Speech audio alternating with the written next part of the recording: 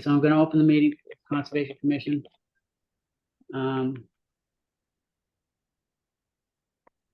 The June 18th. I'm gonna do a roll call now, let me see who's here. Paul, are you here? Yeah. Yep. Haley? Haley's there. I saw her. Yep. Here. Ken? Yep. Eleanor? Here. And me. That's the whole group. Okay, the first item on the agenda is to approve the minutes for 5/21 and 6/4.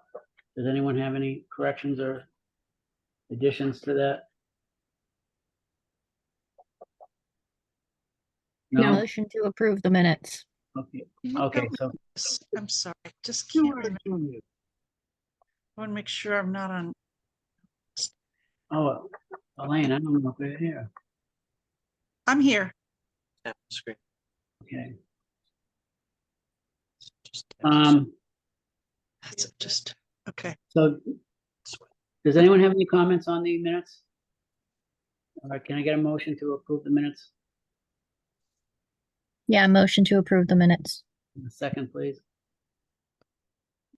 Second. All in favor? Dave, I'm sorry, Paul? Yes. I gotta get my talk straight.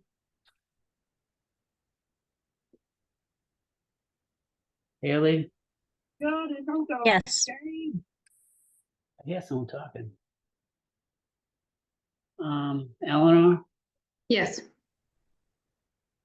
Ken? yes, hey, just to clarify, it's two different meeting minutes, right? The May 21st. Yes, it was two and separate meetings, 6/4. yes. Yes, Thanks. Yes. and I agree with that as well. So we're gonna move on to the agenda.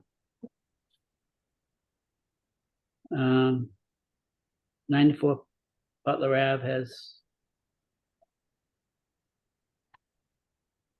has been continued until the 2nd of July. I think we knew that too from last week, from last meeting. And I guess we're gonna change the Empower project until 7 o'clock, right? So we can fill this time in with some other things. It's 7 o'clock, Jimmy. Yeah, right. Oh, it is 7 already? Oh, yeah. 7:03, actually. Oh, shit. I guess it took me a little bit of time to get things straightened out. Well, that's when Okay. we start the meeting. Yeah. Jimmy, I think Yeah. we're going to push the New England Power Company to 8 o'clock. Is that what you meant? 7 o'clock, wasn't it? No, they said maybe, they're in Linfield tonight for the same, line. So they're Project, yeah. here after that. So I would guess after 7:30. After 7:30, okay. Yeah, but Allison Milliman from, New England Power is here. Okay, But I talked to Shiona today. And she said she has answers to some of the questions you had on the site visit. okay. So she'd rather wait until she's there. Yeah, okay. I would rather wait as well. Okay. So, Do you want to do 17 Butler? Those two well, we can do, yeah, I was lines? gonna say we can do a few little things here, right? 17 Butler Ave, so did we get the as-built? No, they're not ready. And I sent them an email last week detailing all that they needed to submit, and I have not yet received it. Okay, Did you get a So- response from them at all? Not yet, but I sent it on Friday, and Okay. I do believe I left them my cell phone number, but I still don't have anything. okay. So have you contacted them at all prior to the meeting recently? Do No. they know what's No. happening, you know? So that, okay, so they're not expecting to see a certificate of compliance tonight? No. Okay, I still have to do an inspection, and I can't do an inspection without the as-built plan. okay. All right, and you've made them aware of all that. Yes. Okay. Okay, so why don't we talk about the beaver management policy? Do you want to talk about that? Actually, could we just quickly touch on that Norse environmental email we Oh, struggled yeah. with today? Yeah. I'm inclined to agree with Judy that this may be a spam or a phishing expedition. It is, Just that's how dump they, it. yeah, that's how they set them up. Okay, Oh, then we should really? all dump it. Yep. Okay. Okay, that's good to know. Anything else? No? Okay. So do we want to talk about the beaver management policy? Judy's been working on that, right? I think Sure. Haley's been working on it too, right? Judy, do you want to talk about this? Sure. It's meant to be a collaborative process with the commission and the Board of Health, so that there are documented timelines in the process and a better tracking system. Maybe have a database with all the information, the problem areas, what's worked in some areas. If there are some, like the Water Street one, there was a clogged culvert. So if there are complaints next time, maybe that could be the first thing that's looked at. Mhm. And maybe site photographs, water levels, more specifics about what the actual threat is, and sharing that information with the Board of Health, because this time it seemed to be differing information. The Board of Health's emergency permit seemed a little more vague. So just trying to tighten up the process. Okay. And having it all on the commission's website as well, I think would help. And just remembering the root of it is, if you're looking to exterminate potentially families of beavers, then you should be absolutely sure what the cause is and that this is the best remedy. And I think that should be the focus of trying to prevent, just consistently disposing of beavers. And in the Water Street area, Bill Renault had said there haven't been problems for years, for the last number of years. So I think Yeah. that's a good sign. And something like that, then that could be an indicator, check the culvert first. And there were, apparently there was some evidence of damming. But there haven't been, I don't think there have been any problems since. Mhm. I Okay. think the policy looks pretty reasonable. I'm not clear on what it's saying at the bottom of the second page in bold, where it says, if the Board of Health issues an emergency permit and either of the latter two options is chosen. I don't see any two options. It should be in the paragraph before that. That's about, That last bullet point, if you read further into it, it gets into number 1, 2, 3, and 4, and 3 and Right. 4 being reduction in production of agricultural crop caused by flooding or compromised structural stability of commercial agricultural lands. 4, flooding of residential lands in which the municipal board of health, its chair or agent, or the state or federal department of health has determined a threat to human health and safety exists. so what are we saying? Are we saying these aren't choosing options? These are the reasons for the Correct. okay, and I just think the language needs to be cleaned up to say that. And either Well, that's all boilerplate language. That wasn't language I came up with. if the Board of Health issues, Is that the one that the rest of it says the commission can't override it? Was no, that it's the just language? Correct. the applicant must seek approval from the commission. The commission, the BOH and commission hold joint authority to grant permits for these activities. All I'm suggesting is that we should say something that's a little clearer, like if the Board of Health issued an emergency permit and for either reason 3 or 4 above, then the applicant must.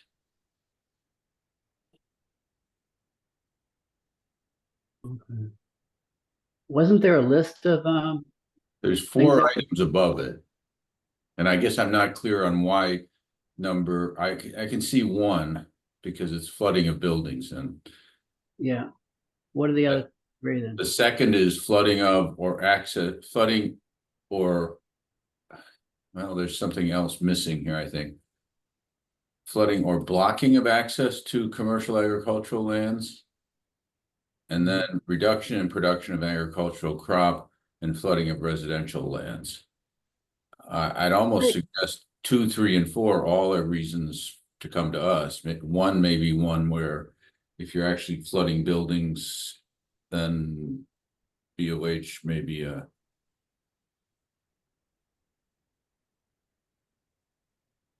Other thoughts? I think what they're trying to do with this is to maintain an elevation in these areas so that we're not either pinning them too Yeah, I'm much. just trying to clarify the language in this thing, Jimmy, so it reads, and so I understand what it's actually saying. Yeah, Because frankly, when I read it, it wasn't clear to me what either of the latter 2 options meant. Was it those points 3 and 4? And I think that's what the intention is. My other question is, why not 2 also then? Because those agricultural lands may not necessarily be wetlands or jurisdictional. Well,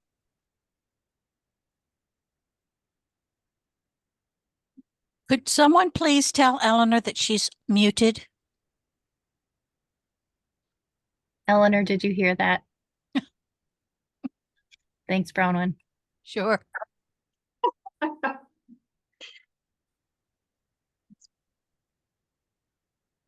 right. so I guess all I'm suggesting is we just tidy up the last part of that bullet.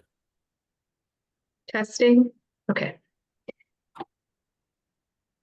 I guess my only thought on the 4, I had sent comments, I thought this was excellent. I think it would be nice if the commission were informed of all instances, not to create more work, but to simply get a record of all requests for beaver removal, whether it's 1, 2, 3, or 4, so that we can track where these incidents are happening. Because again, if they're asking to remove a beaver, there's flooding occurring in some region or some part of town. Yeah. Mhm. That's probably true. And then it also avoids sort of bypassing the commission, and having people just check the box claiming. Again, I'm thinking about how a policy could be circumvented, not, just sort of broadly, but you don't want to set something up in a way where people default and choose, option 1 and 2 to avoid, getting the Conservation Commission involved. Yeah, I agree.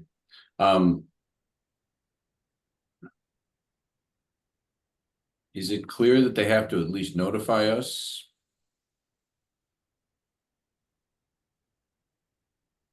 I don't know, let me look on I don't have what she wrote, but I have the state stuff.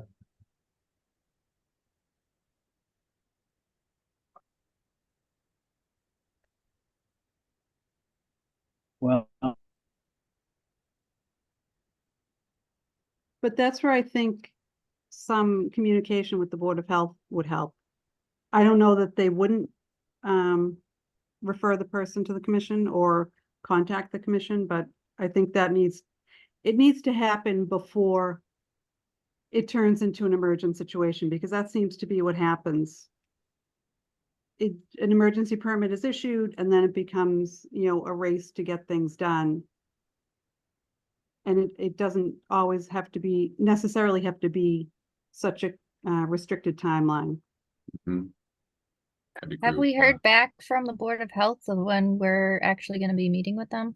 No, they didn't have a posted meeting for this week. They usually meet the third Wednesday of the month. So I don't know why they didn't have a meeting. I think the last time they said they would roll it to the June meeting. So I haven't heard anything. Elaine may have. I have not, no. I think I believe they would have to contact us if if they wanted to breach the dam or destroy their living place. Right. According to what I'm reading here. Right, but they Hmm. need to be told that that's the thing, is the Board of Health telling them, if you're planning to breach the dam or do anything else, you need to go to the Conservation Commission. It seems kind of be a loose end. How does the commission find out? Right. Judy, I don't know if others would be open to this, but if we thought about changing that last bolded sentence on page 2 to basically say, Board of Health should refer complaints to this, email address, with the Conservation Commission, and then, we can consult them or something like that to determine if breaching would be helpful. I just think they're not in the position to decide if removing a beaver is going to solve the issue versus a dam. I really think the commission should be involved, and it might be a situation where, the agent drives by, it looks like it's going to flood, there's a no-brainer. You know what I mean? Like, the area, and it's a no-brainer, and you proceed. But again, I think if you ask for all cases to be referred to the commission and we choose to act or not, at least that way we can maintain the database and kind of know what's happening across town. Right, but I think that's why a joint site visit is probably the best route. So that everyone I sees think the I think that needs to be required because because you're gonna base a lot of decisions on what you see out there. If you see a water line around the wetland, that's an indicator of what the normal water height is, and you probably need to know that. So if you're rising above that or you're dropping below that, it gives you a little bit of information about what to expect or if it's really is going to be a serious problem.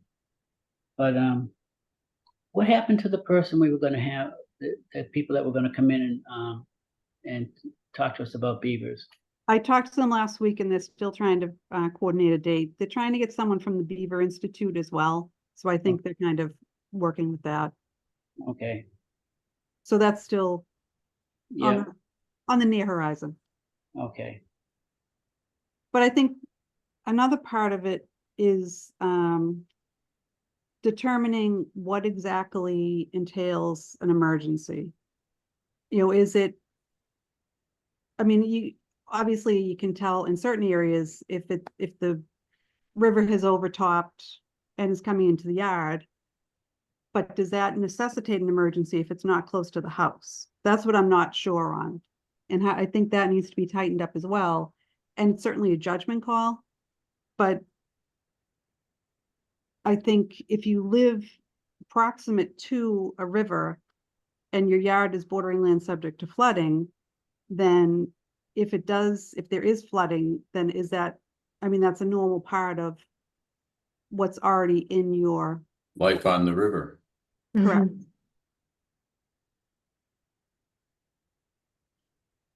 So I think it's kind of an all-encompassing problem, just better education all around and a more consistent messaging. I think that's the biggest issue right now is consistent messaging. Yeah. And it's like everyone is acting as an independent view of it. And I know the last time the engineering department was involved and they were taking some part of it. So I think it shouldn't, even if it is different entities working on it, there still needs to be some type of clearinghouse so that everyone is more aligned.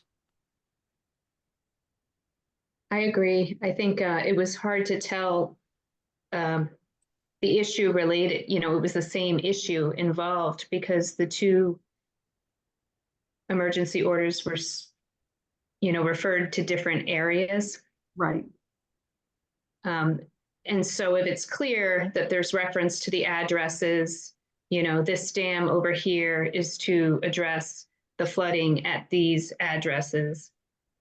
But I think that's where, I know there was an aerial photo from the engineering department to show the location, but actual pictures of the dams or the area in question, I think is helpful, especially moving forward when you're building a database Mhm. and kind of tag the exact area.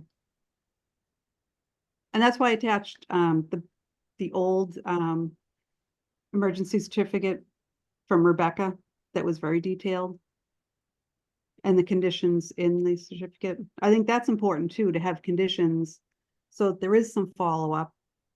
Even if it's, you know, 6 months after, a year after, so that there is a continuum with these things.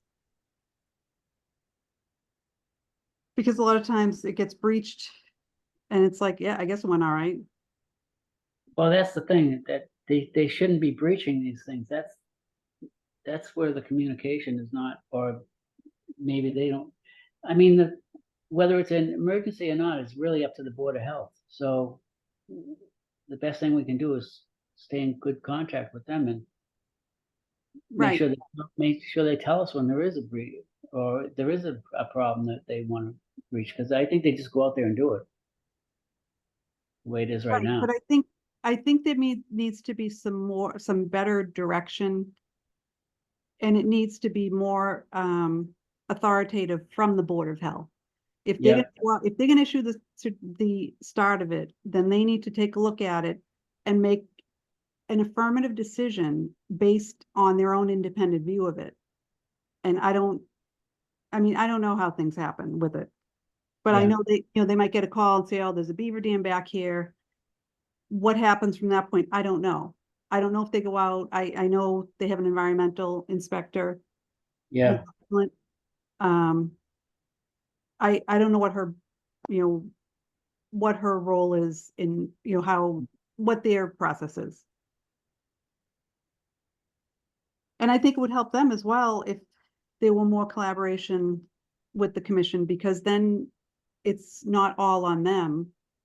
yeah. Maybe you can come up with better solutions or, better long-term planning, more education for people who live adjacent to these areas. Are the beavers pretty much in this one area, or are they just spread everywhere across Reedy Meadow, or? I don't know. I mean, I haven't heard any complaints except this one in, I don't know how, in a few years at least. Yeah, So that doesn't mean that, the things may not have been happening. I don't know how many emergency permits the Board of Health issues. So that might be a question to ask. Get a list of the emergencies permits that they've issued in the last couple of years and see if there have been some yeah, that haven't come to the commission. yeah. I mean, I would be surprised if that were the case, but I think it's a good information sharing. Okay, And I think, again, the reminder needs to be, you're making a decision that's going to, either make or break the lives of these animals. And I think that needs to be, because I know Rebecca used to keep count of the numbers that were taken and exterminated every time. Because there is no other alternative except slaughter. You can't rehome a beaver. And especially depending on the time of year, they have to try to take the entire family or they leave orphans, which I'm sure happens anyways. But these are all the consequences that I think need to be looked at up front before a decision is made. It shouldn't be just a knee-jerk reaction that someone's yard is flooded or without trying something first. And I know there are plenty of situations where there's no other alternative. But I think there needs to be more thought put into it up front. okay. Judy, I think the piece that maybe we could educate the public a little bit is just have a link to, there was something on the beavers from mass.gov that explained if you remove beavers, new ones move in. you know, so also making it clear to homeowners, you're not really solving a problem. You're solving today's problem, but new beavers could move in and you'll just continue to perpetuate the same issue. Right. And I think part of that educational process has to be the benefit that beavers add in terms of creating habitat, the ecological benefit that's going, and it increases their property value when they have a more vibrant, you know, so I think it's a whole process that needs to be looked at. And I think from both sides, it can't just come from the commission. I think it should come from the Board of Health as well, since they're the first line. Mhm. Okay. And it could be a collaborative, you know, across other towns. I know we talked about having this beaver seminar. I planned on inviting, you know, Reading, Linfield, Saugus, because I'm sure they're having the same problems. Mhm. And maybe see how they approach it. And I think that might be helpful. Yeah. I think, Judy, the only other comment I sent your way was just documenting the resolution of these issues. You know, in this case, it sounded like the emergency order expired and no beavers had to be killed because a culvert was drained or cleared. Right, So that's helpful. right. And I think things like that, when they're out in the public eye, you can see the start to finish, that it was thought to be, you know, a problem with the beavers. There may have been some damming, but they cleared the culvert and it was the best case scenario. So it maybe would give someone pause the next time they look at it, or, I mean, it's just heightening the awareness of the balance that you're affecting when you start to take one thing out of the equation, a keystone species out of the equation, how that can change the whole area. Judy, I'll send you my annotation of that particular section after the meeting. So, Okay. I think that was language that, I don't know if it was right out of the state guidance, but I mean, we can work this. We can work it up. I tidied it up and I'll just Yeah, send it. that's fine. See what you think. Yep, no, thank you. But I think the follow-up is critical. Even if it's just revisited at a meeting, you know, 6 months down the road with pictures to say this is the status now. You know, look at the culvert, make sure it's not jammed up again. See how the water is flowing. And I know Interesting, it does not exist as an item on the Board of Health website as an application for permits. no, I think it's Emergency beaver management is not something they want to tout, I guess, publicly. no. And I think that especially where Wakefield has, you know, 2 rivers and Reedy Meadow, that Mhm. there's plenty of habitat for beaver. I think that's something they could highlight. Mhm.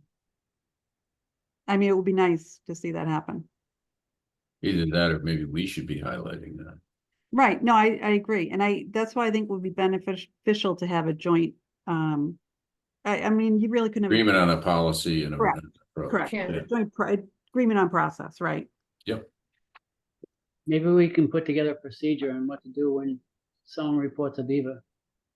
And we'll know the steps that we have to follow to, you know, to handle it. Yeah, But I think that's one way to do it, is make a procedure, and then it makes everything uniform. right. And we've got all the information we need here between what Judy's written and what the state has given us. I think we could probably put something together, just try and mock up, you know, process and see how it flows through the procedure. And these are the cases that people seek out a permit. That doesn't always happen. So I Yeah, think that's a problem as well. I mean, you can't completely control that if it's in someone's yard and it's within trapping season. But I think it's something that Yeah. should be brought to light. Are That there, this shouldn't be your first option. Yeah, I think this, is there any reason why they're not public?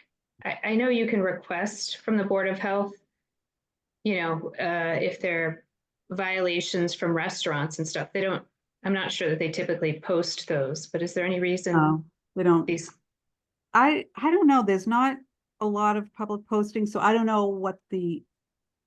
I know there've been discussions at the Board of Health about posting, public posting of violations. So I don't know if that's more of a privacy issue, you know, if they get a violation and they're working on it. I don't know what they're. I mean, in the commission's case, it could be in a, you know, under something on the webpage, resident resources, something like that. And it wouldn't have to call out an address, but it could give, you know, pictures of different areas and say, this is an example. I mean, I guess it's all public record, so could the emergency order could just be, the certificate could just be linked in the website. But none of the notice of intents are. That's why I'm, you know, so if it were before the meeting, it would be part of the agenda. But on a regular rolling basis. So maybe for the website, it could just be pictures of examples of, like, here's an area that was thought to be a dam, it was cleared, and this was the outcome. Mhm. Okay.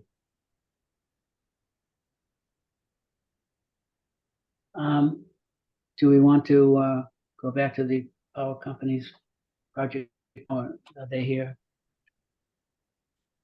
Allison, are you still here? I'm here. Hi, everyone.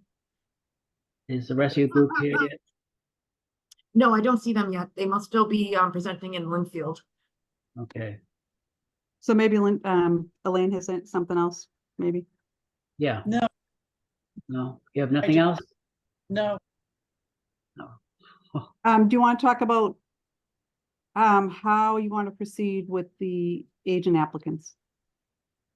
With the what? The agent Application. applicants. yeah, Oh.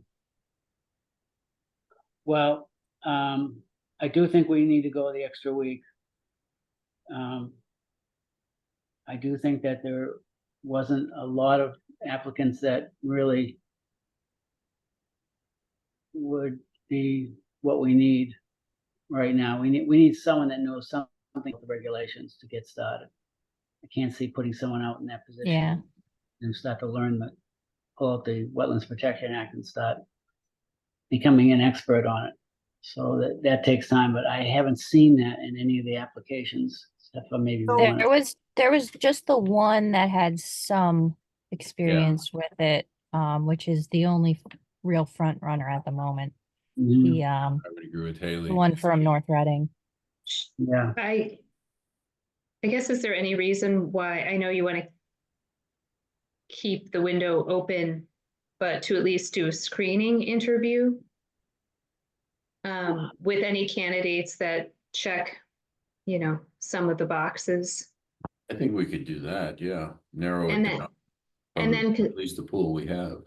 Because if it goes too long without a call back or something, they sometimes move on. Yep, well, So, but that might not be, but if they moved on, I don't know if it would really harm us. With what Well- we have, so if we wait another week and we get another 15 applicants, now you're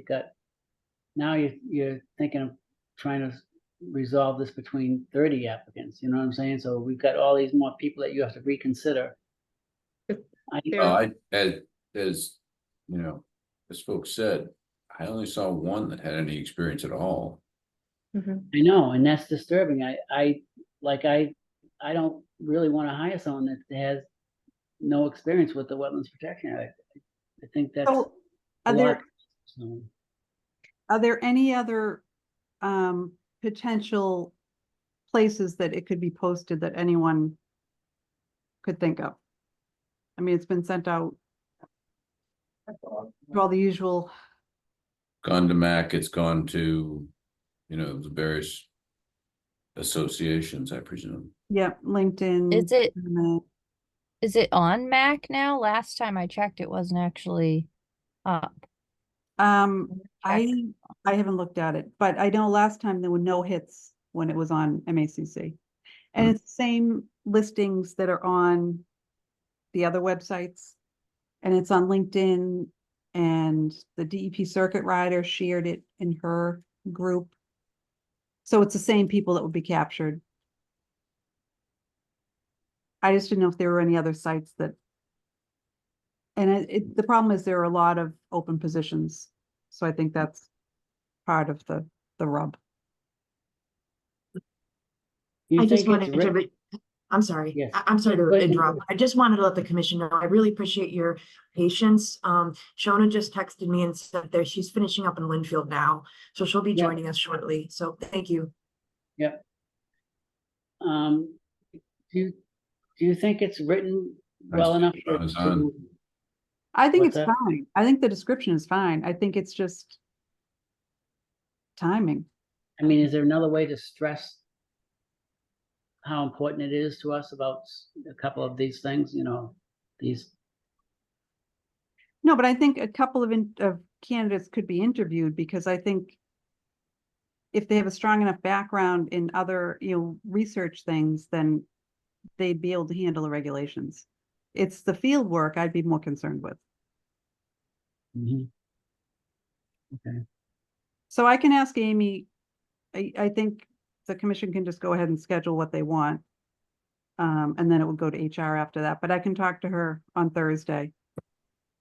And we can maybe set up a couple for next week. If that's what you want to do. couple of what, interviews? Yeah, like pre-screening interviews, Okay. wheel people out. Mhm. All right, well, why don't we get back to the power company and then we can talk some more if there's time. So, do you want to just, present what, anything else to us? Do you have can you hear us? Jim, is that, oh, sorry, was that directed at us, Jim? Yes, it was. So apologies for being a little bit late. We just came out of an, excuse me, another hearing. Yep. Apologies That's for all the right. quality of the screen here as well. I think there were kind of two issues that came out of our site walk. One of which being kind of the access roads, specifically within Breakheart Reservation. And the second being kind of the vegetation management along the previous kind of vegetation management along the corridor that was noted by a number of the commission members, as well as some of the members of the public that joined the commission. Additionally, I think Judy had emailed me some abutters concerns about kind of access. If you don't mind, I'm just going to pull those up. About access and kind of construction.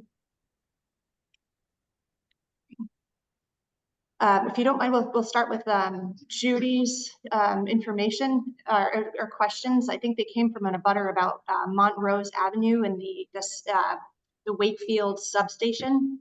There was an abutter that had a number of questions about proposing to do work off of the existing access road to the Montrose Avenue substation. Changes to the drainage coming into that driveway along Montrose. And then I think there was just a request for the order of conditions to contain some specific conditions for the contractors that might be using that access, and when they can use it, the hours, and the condition to leave it in. I will say just to start that the 339349 project does not propose any changes whatsoever to the access driveway up to the Wakefield substation. There's no changes in the road. This is just an access point for crews to use to come in. There's no access road upgrades there. So we won't be changing the drainage. We won't be changing that driveway, just using the driveway taken up there. And Judy, I don't know if you had any other specific questions or points that kind of came from that abutter about that access. No, it was just her concerns that they were parking on her lot beside her house, like having Yeah. lunch there, and they just weren't aware it wasn't New England Power property. So she just wanted some, because when the previous work, I think it was the underground transmission line, she had to be kind of police the area, and she was not comfortable doing that. So it was just, I mean, she was nice enough about it, but she just wanted, upfront for there to be clear lines.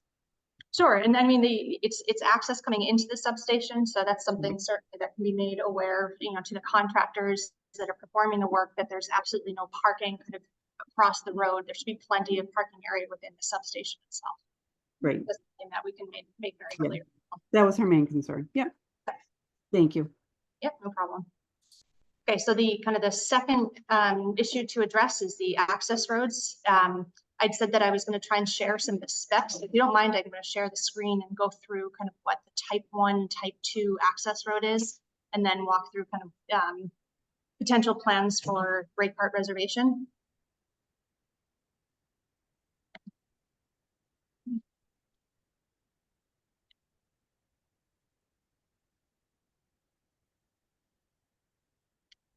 Okay, can you all see this? It's down that way. Can you all see the screen at this point? Yes. Okay. So the access that we've kind of proposed for break part reservation specifically and kind of across the right of way within Wakefield is kind of either that repair, kind of smooth out grade, or add gravel, or these type 1, type 2 roads. So, if you kind of make out the details, try not to get too far in. Are the type 1 roads what's there now? And you're talking about making these essentially improvements to them, or are they something new?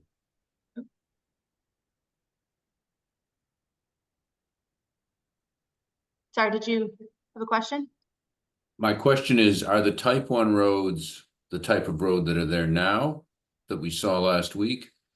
Or are these new and improved?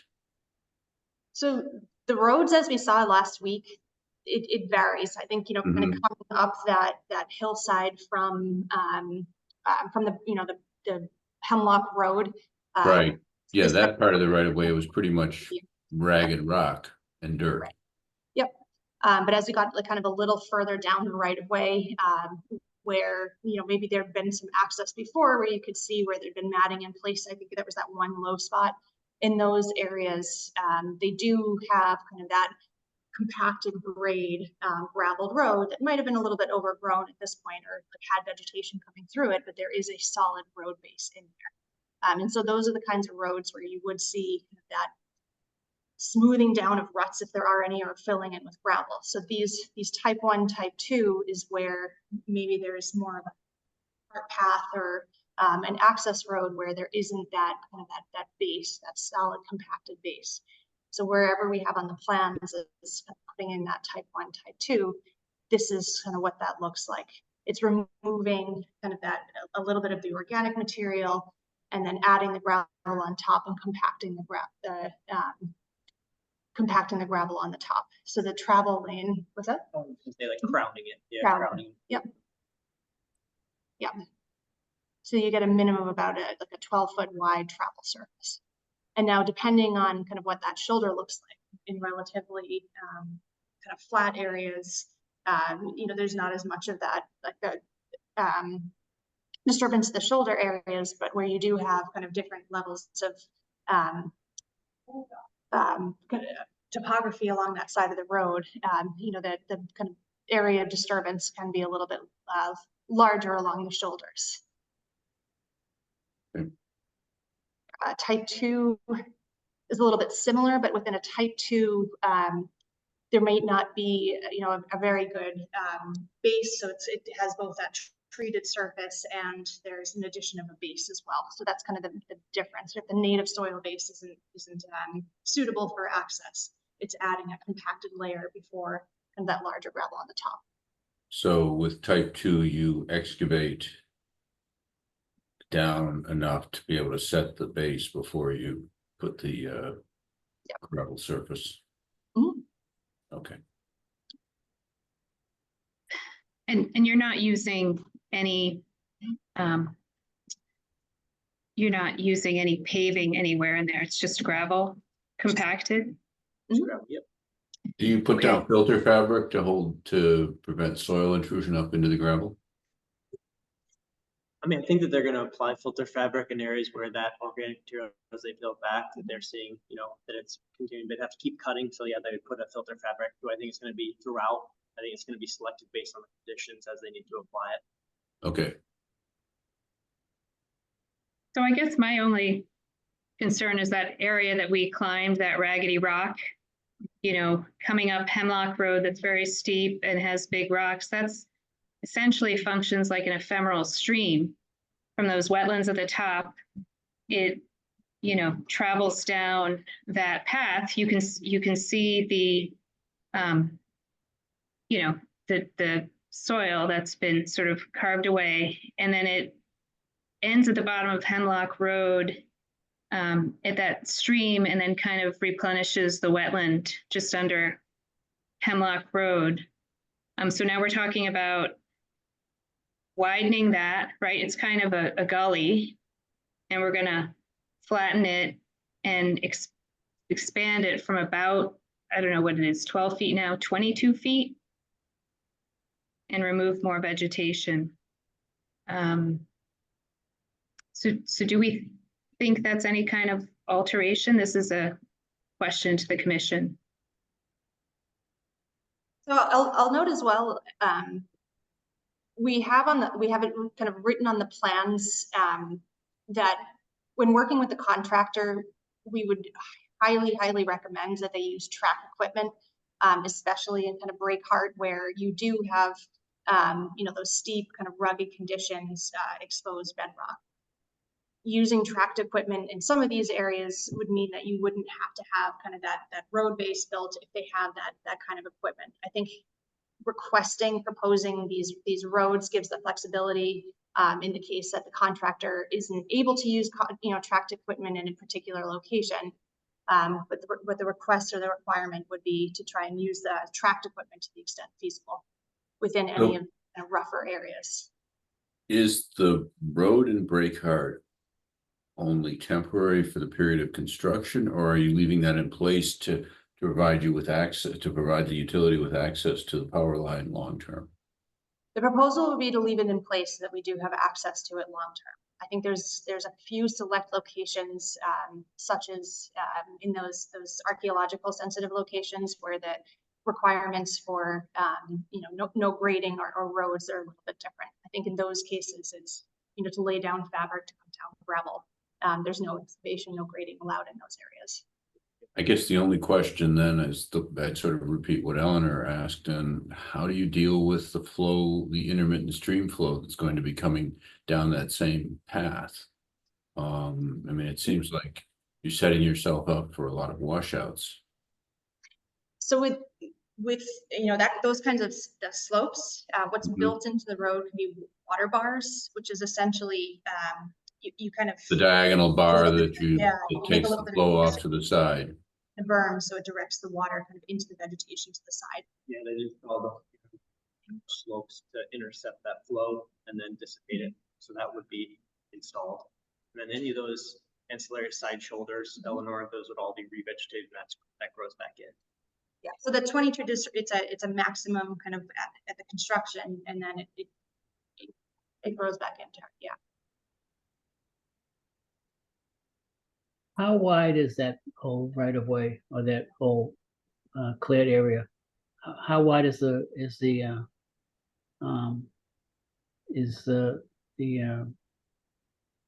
who owns the property there? The power company or someone else? It's an easement. It's with DCR, so it's DCR land, and then there well could be intercepted landowners outside of that, but it's easement. I don't know the width. So you have easements through this property? You don't really own it. You're working off an easement. So is that an easement just for the access roads, or is that for the access to where you're working, or is that for Operation and the road maintenance itself? of the, yep, all assets within the right of way. So it allows the ability to do the roads. Okay. What are you gonna do about the vegetation that's been, well, deleted, I guess, in the areas that are within our jurisdiction? The vegetation management it's a separate program to kind of what we're proposing now. So I think I sent a letter probably about an hour before the commission meeting, which kind of collects a little bit of information from National Grid's forestry team about their practices, procedures, the notifications that were sent out. I think it was November 2022 and was it July of 2023? Sometime in 2023, that kind of goes through that entire program. The integrated vegetation management practices, kind of how they do a combination of that kind of floor, the groundwork every 4 to 5 years, when they do kind of the sideline work, and the various kind of regulations and guidance documents that they need to work under. So I think some of the questions that came up were within wetlands areas, within rare species areas, kind of what are the practice procedures. So I think some of those are outlined in those letters, but kind of briefly, the use. So there's a combination of hand cutting, hand trimming, and the use of herbicides kind of on that brush layer. So they're looking at for incompatible brush or tree species that they'll use that herbicide with. So it appears as though kind of that forestry, that vegetation management work went through in about when was the actual treatment? August of 2023.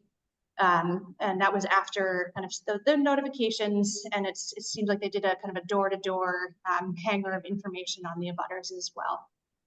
They did a herbicide treatment in August of 2023. Kind of the conditions that we're living under is the work is permitted under I believe it's the Department of Agriculture. Yes, and they do have to go by the Wetlands Protection Act as well. The work is exempt under Wetlands Protection Act, and there are specific kind of conditions and requirements that they need to meet about where they apply herbicide in relation to wetlands, to vernal pools, to other resource areas. So the spraying program, the herbicide program, did follow those kinds of conditions, procedures, but they did go through in 2023. Yeah, so what is the vegetation is left, and then the vegetation that's remaining fills in. Did you say that you're exempt from? What did you say you were exempt from? You said you were exempt from something. I didn't catch what it was. Wetlands Protection Act. The vegetation management, that particular program is exempt under Wetlands Protection Act. There are specific procedures for vegetation management that are contained within the Wetlands Protection Act. But I think the citation that was given was the maintenance operation of existing utility lines. So do you have a copy, like according to the vegetation management procedures, National Grid is supposed to get a letter from from NHESP approving the use of herbicide, in these areas that are protected. And typically it's not done, during the season when amphibians and things are out. Could you provide us that letter that where they permitted the use of herbicide within 10 feet of the wetlands and cutting within 10 feet of vernal pools and wetlands? So I know that so the forestry program works directly with natural heritage, and this same way that kind of in the transmission maintenance and operations, there's a kind of a yearly program, a yearly maintenance program where we have an operations and maintenance plan that goes through kind of each and every one of the right of ways, all of the species on the right of way. And my understanding is that that forestry team has a similar sort of permitting program with natural heritage, where they've shared kind of back and forward the kind of the data on where all the right of ways are, what the species are, and any particular restrictions and limitations.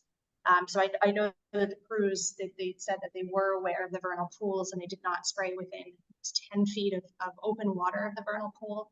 So if there was standing water or any open water in that vernal pool in August of 2023, they were at least 10 feet back from the vernal pool. I think it would be helpful to have the letter.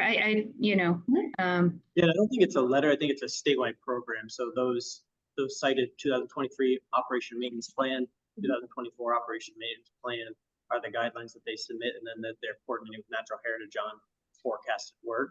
So like a letter specific to Wakefield and this particular right of way, I don't think that's what we can provide. I can look to try and provide some kind of a correspondence regarding the spraying event if there is any. I guess I was just going off the policy that's out there in public where it says, National Grid needs to get permission. Yep. And our job is to protect these wetlands. So when we go on a site walk and we see, 2 wetlands or 3 different wetlands that appear to be impacted with cut vegetation right next to the water or next to a wetland marker, or it's all dead, anything over 3 feet tall just looks dead, like it never leafed out, like everything else in the right of way. I think we just want to understand that they're actually following the procedures they outlined. Because based on my reading of it, it didn't seem like it, but perhaps I misinterpreted, and we could follow up and send you the documentation that I looked at. Yeah, and I think the plants that you observed were intentionally herbicide treated to kill the plant, so it doesn't continue to grow and then become a conflict over the overhead wires. But specific to the Natural Heritage correspondence, yes, I'll look to see if there's a correspondence that we can share that's basically in concert with what they have for their operation maintenance plan.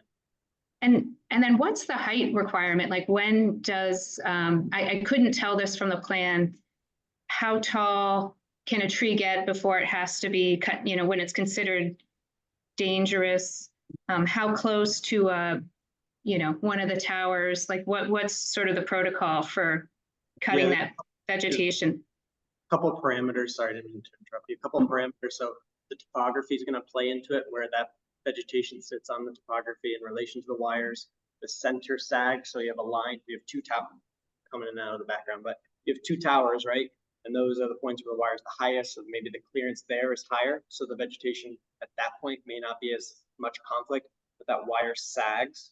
And during the hottest time of the year, it actually has a little bit more sag.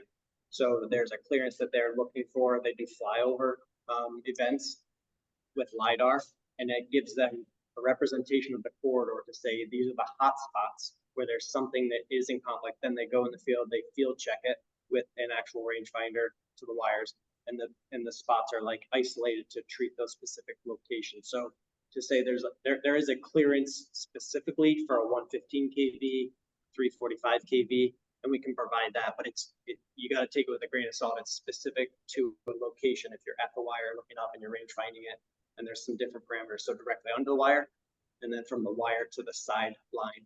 So it's kind of hard. So I just have been walking it for 15 years, that area, and there's certain paths where it's just very rugged rock. The soil is extremely thin, and when you have a lot of trees, they can't get taller than about 10 feet, 8 feet. And they've been left intact for years and made wonderful habitat. And so just curious why the sudden change, and certainly new roads seem to have been cut that, you know, were previously more like deer trails, or, you know, were pretty, it was difficult to cross from one side to the other. You know, Yeah, so except, sorry. no, in the right of vegetation- way, there wasn't so many cut throughs through the center. Absolutely. Yeah, the vegetation work is always a sticking point. It always looks like a drastic change on the right of way whenever they do a sideline event or they come through and do a spraying. So I completely agree. You know, in a cycle of 5-year span, so they do it in a 5-year cycle. So they probably, you know, you're documenting 15 years worth. So going back 15 years, those plants may not have been in conflict. And then they came through in the next cycle and they still weren't in conflict. But as they matured and grew, they became a conflict. And that's why this cycle they had to be addressed. So it's not like they're going to come back in there and have to hit those spots again. Now that particular area has additional time and those plants will grow out. So that's sort of the best way I can sort of address why now. Sorry, we're in a lobby. Sorry for the background noise.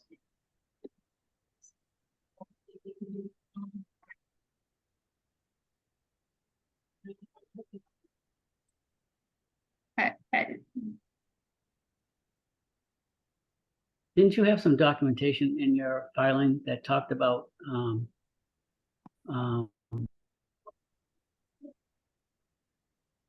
the distance you can spray up to for some of these resource areas? Like, what was it for a BBW? The distance you had to stay away. That's in the vegetation management plan. So No, for I this know, but filing, what was it? for this filing, we don't have anything specific to spraying. There's no herbicide use. In the vegetation management plan, I believe it was 10 feet. Yeah, there's certain resource areas, vernal pools. There's a guideline from open Yeah, water. right. But how you got? But your guidelines should be in agreement with the Wetlands Protection Act, shouldn't it? So it's an exempt activity. They have to maintain the corridor. So there's going to be some relief. Right. given for But certain- it's only exempt if you can show that you're not going to do any alteration. That's giving you the exemption. So if you've taken out the buffer to a BBW for 100 feet, how have you really protected the resource? they are doing a foliar application to specific plants, right? And so while I know that it doesn't look good, the vegetation surrounding those plants is present and will grow back in. So it's a temporary impact to a wetland. So in terms of exemption, you know, the regulation in terms of how they access maybe or how they apply the herbicide, but there has to be to be able to maintain that vegetation within the corridor, and that's what they're falling is exempt.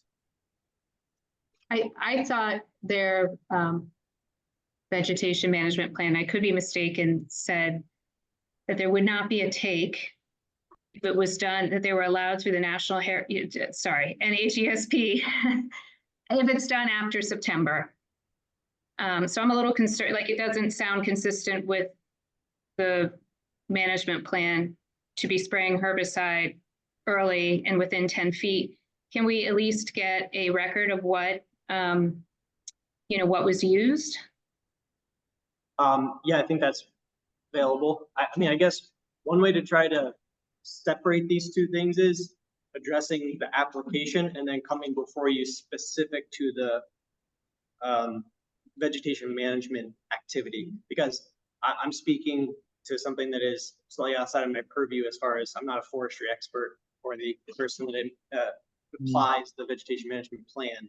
I have an understanding of it, but I think that's probably more constructive to try to have forestry come and speak specifically to this to answer your questions.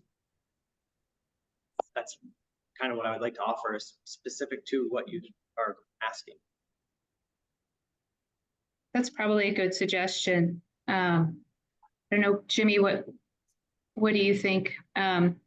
We can maybe go back and focus on, for right now, what the project that they're going to do. Siona, I mean, I'm just a little concerned because, again, in reading through that management plan, it didn't seem like the execution followed the standards that and Star set out. So, Well, I and believe, I think we need to figure that out. I believe that the regulation, I can't find it right now, but I believe for them to get exempt status, they have to show us that their method is not gonna cause any alterations. I don't think they've done that yet. But I think and they didn't certainly do it within any reasonable distance. We have jurisdiction over a BBW of 100 feet, not, I know vernal pool's 10 feet, and it's probably right. I think that is right. But I think there's a lot of area that got over sprayed, or, where it's just destroyed everything. Do you plan on doing, and what about the residue from these chemicals? Do you know anything about that? Is it water soluble? Does it stay in the ground? Does it affect the wetland at all? I think we have to ask the vegetation management team. Yeah, in the case, yeah, I mean, they have approved chemicals that they're using, and they're using a backpack sprayer so that it's localized on the plant that they're spraying. So I know their guidelines they follow to ensure that it's directed and done in a manner for safety of the community. But specific to the chemicals or what they're using, I can't speak to that. Yeah. Well, maybe we could get that person to come to a meeting, and he can, or write us a letter or something to explain to us. Because I would consider that an alteration that's out there right now. And I would think that you should do some kind of mitigation to clarify, to fix that.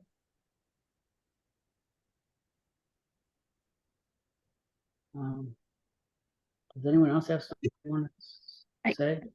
Well, that would be separate from the application that they're bringing forth now, though, wouldn't it? Why? All their notice of intent is for the replacement of those structures. They're not suggesting any vegetation management or any updates to that plan. Well, they did do the vegetation management. They cut down whatever. Right, but that Whatever. is separate from this specific filing. Not as part of this application. Mm, It was done. It might have been the same company. It was done, but not by the folks in front of us right now. Okay. So if we go back to this application, there'll be only cutting, no herbicide used. Correct. As part of this project before us. So are you saying that you'd want us to give you a enforcement order? If you feel there's an enforcement order that could be directed at what you have a claim of, I guess that's what I'm saying. I don't specifically know if what you're citing is an enforcement order matter. I guess what I'm suggesting is having the forestry group come in, speak to you specifically about their vegetation management plan, the activities that occurred, because I'm not doing a good job of articulating and answering your questions, and it's not related to this project is what I'm suggesting. So if after a conversation with them, specific dialogue has occurred and that requires an enforcement order, I think that's I'm not trying to tell you what to do, but I think that may be a Right. step. Yeah, if we're looking at just this project, they're looking for, they filed a notice of intent, so they're looking for the conditions for just the work that they're proposing. And Jimmy, if you're okay with it, I would be interested to see what Bronwyn has to say. Yeah. Just one question before we go to Bronwyn. You mentioned, Shauna, that you had delivered a letter today to the commission. I don't think any of us have seen that yet, so that sort of leaves us at a disadvantage in terms of being able to ask any questions further about that. So Yes, I understand. It was, I think I sent it to Elaine about 6 o'clock or so. And it's just the collection of materials from the forestry team kind of goes through their approach, the regulations that they're working under, that might kind of point you in a couple of directions in terms of those exemptions and which ones they're using. And again, apologies for the timing of it. It's just kind of the collection of information and getting that all together. okay. Sorry, can I ask a couple of project related questions? Just since we're looking at Breakheart and we're talking about Breakheart, you know, I understand the work is largely exempt, but I wanted to understand how you're going to get the equipment in, you know, into that right of way. Is it going to come from Hemlock Road and through those gates, the historic gates? Like how's it getting in there, and what would the stage, like I couldn't understand that from the plans. Sure. What's sort of the staging area, you know, that's kind of outside the right of way, and for us to understand what impact could be there. I'm gonna flip them. Yeah, I'm gonna pull up the mapping so that I can share just the mapping here if you would. And I'm very impressed you guys are doing this from a lobby. Thank you.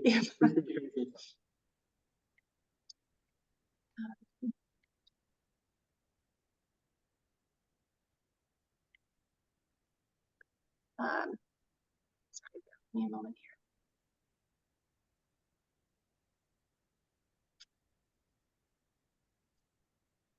Okay. Share.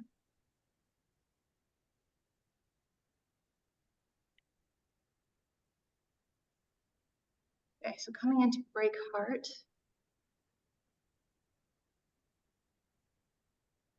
Okay, so this is you can all see the screen. Yes. Yeah. Okay. If you could So- zoom in a little bit, it'd probably be helpful. Sure. When we did the site visit, we parked in this area and walked through the gate. I had talked about part of the project. One of the permits that we'll be pursuing is a construction access permit with DCR. And one of the components of that permit application is going to be the replacement of this gate. Right now, there's a pipe gate, so it's just the kind of the green, you know, the green bar that opens and closes. This application to DCR will include replacing that pipe gate back into its imagined historic state. So I think it's a cast iron kind of grill that'll open and use the original piers. Oh, I will correct one thing. Okay. Sorry, just one correction. Mhm. What you see there today, there's cast iron on either side that's connected to the stone. That's what's to be retained. That's going to stay.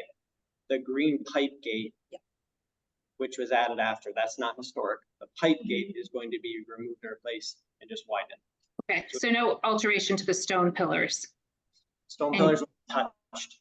Okay, The gate is moved back. And this was all done with DCR as well and MHC, Mass Historical Commission. okay. The green pipe gate is moved back, and the only thing touched on the pillars or the wrought iron gate is about 3 segments where it just sticks out and is dangerous. We're just cutting it flush, and that was fine with DCR and MHC. Preserved the condition of the historic gate, so it just allows for clearance and safe passage through there. So that's the only activity that would occur at the gate. And then from the gate, they'll use kind of that existing paved surface in kind of both directions, and coming up through Breakheart, it comes immediately kind of up that side, steep gradient there. There's a work area in and around that first structure, but in terms of staging, it's really only at these work areas where these structure locations are. Okay, So I think what you would see is people coming to the right of way at that parking lot, possibly parking intermittently to then proceed onto the right of way. Mhm. You know, typically what you would be doing, pulling into a spot or something to that effect, but we're not bringing materials and putting anything in the parking lot other than just bringing and then continuing onto the right of way. There's no permission to use that area. It'll be available to the public, nothing like that. And there would just be signs up to say utility work ahead, just for safety consideration. So I think that's kind of what you were okay.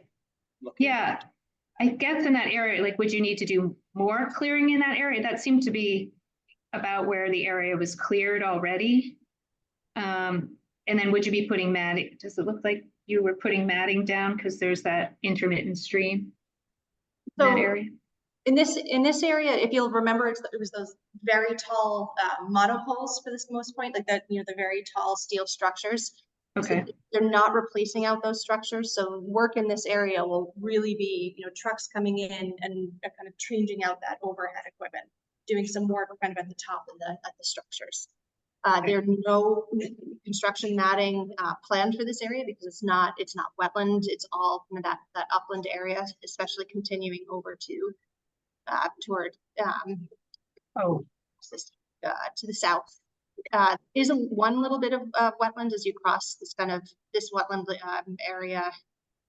We just need some matting in there to get past the area, but there's no kind of larger construction mat work area. And so this application, one thing I just want to point to is those work envelopes for the road that's shown.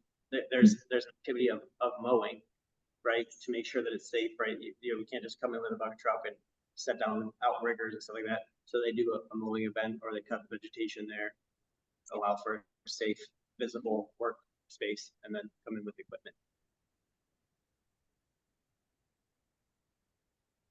Okay, and no, I guess is there going to be a staging area on Elm Road, which is as you go left and go to structure, it's either 141 or it has 140 in parentheses. Yep. I mean, similar.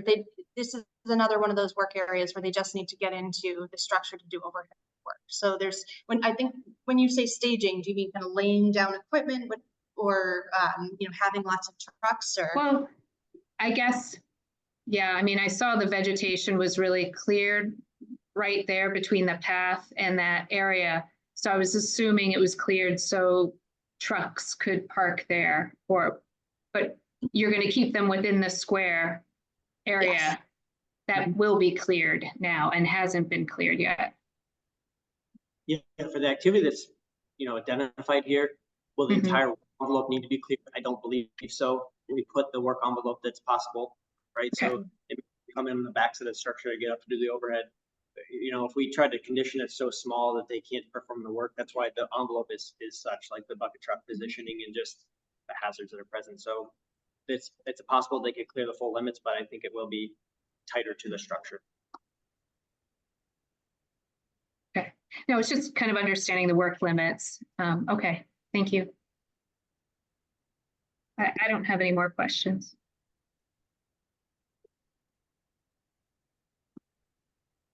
Elaine, did you have any questions, comments about the entire filing? Any concerns, anything? The one thing that I would be concerned about is the interplay between the yearly operational plan and this notice of intent. I can't help but think it would be a good idea to collect all of this information and have it before us before a order of conditions is issued, because you don't really know how one is going to interact with the other.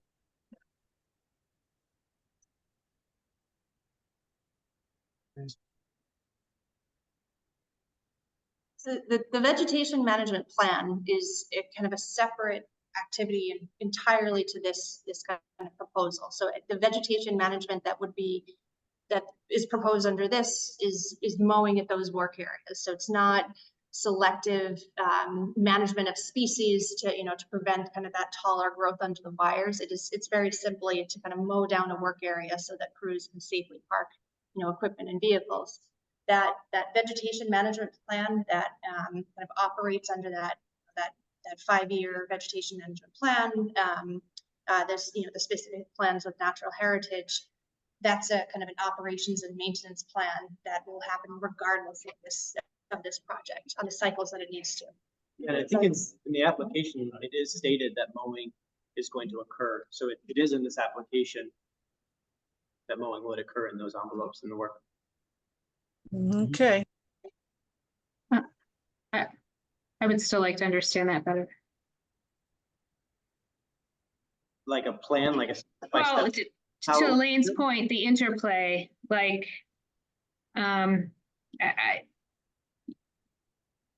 you're gonna mow, but then are they gonna come in,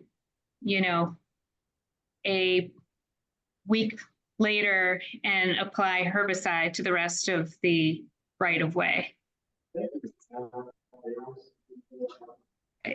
Not as part of this project, right? Not as part of the project, but just understanding the timing. I know it's a touch-up community planned in 2024, so they're coming back. I don't know if we were able to track down our notification, what was received. Could we potentially just condition it as like a do not disturb for X amount of time kind of thing, so that it, regardless of what that other management plan is,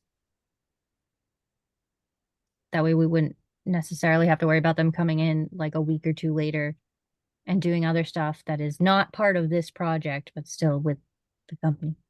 Yeah, could you condition it through the duration until we close the permit out, that in the work envelopes, we wouldn't be doing additional vegetation work? Doesn't that suffice? Then there's not interplay. So in the work envelope where we'd mow through the duration of this project and the permit, right, till we come before you to close it out, we wouldn't be coming through with that separate vegetation management activity because they wouldn't need to. And we could make sure that there's not an interplay. It would be conditioned as she stated.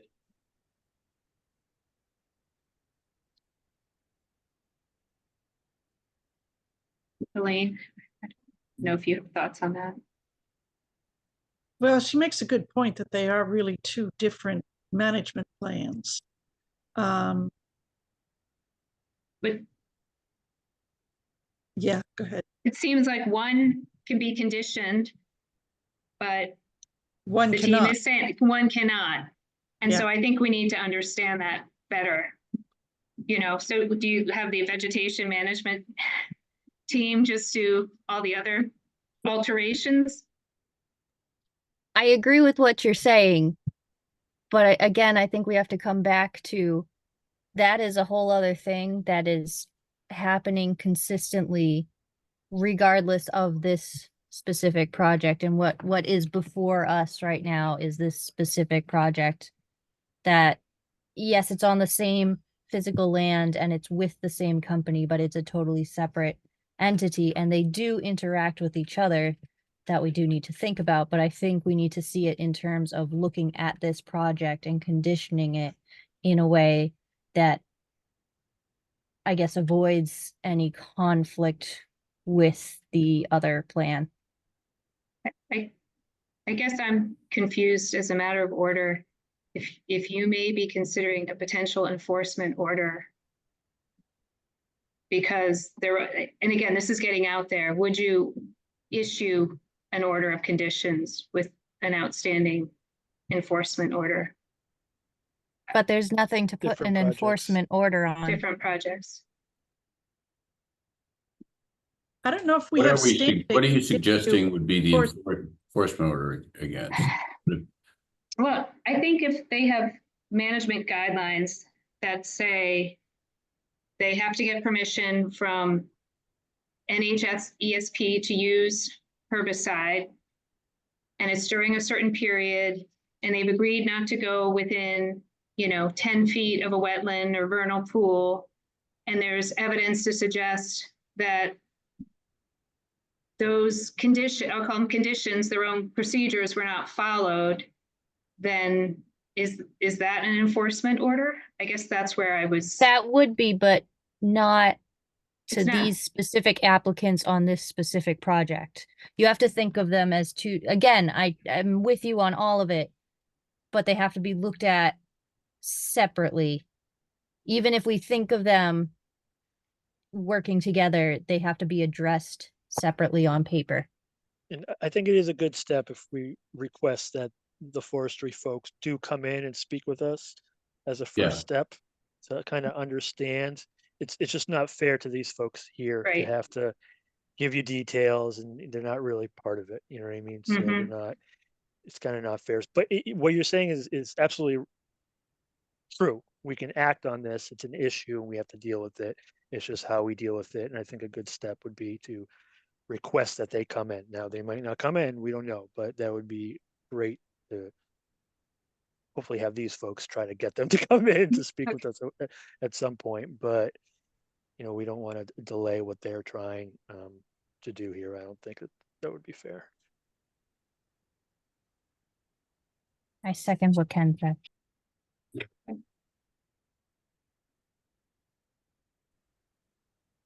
Does anybody else have questions? I think Bronwyn might be wanting to talk.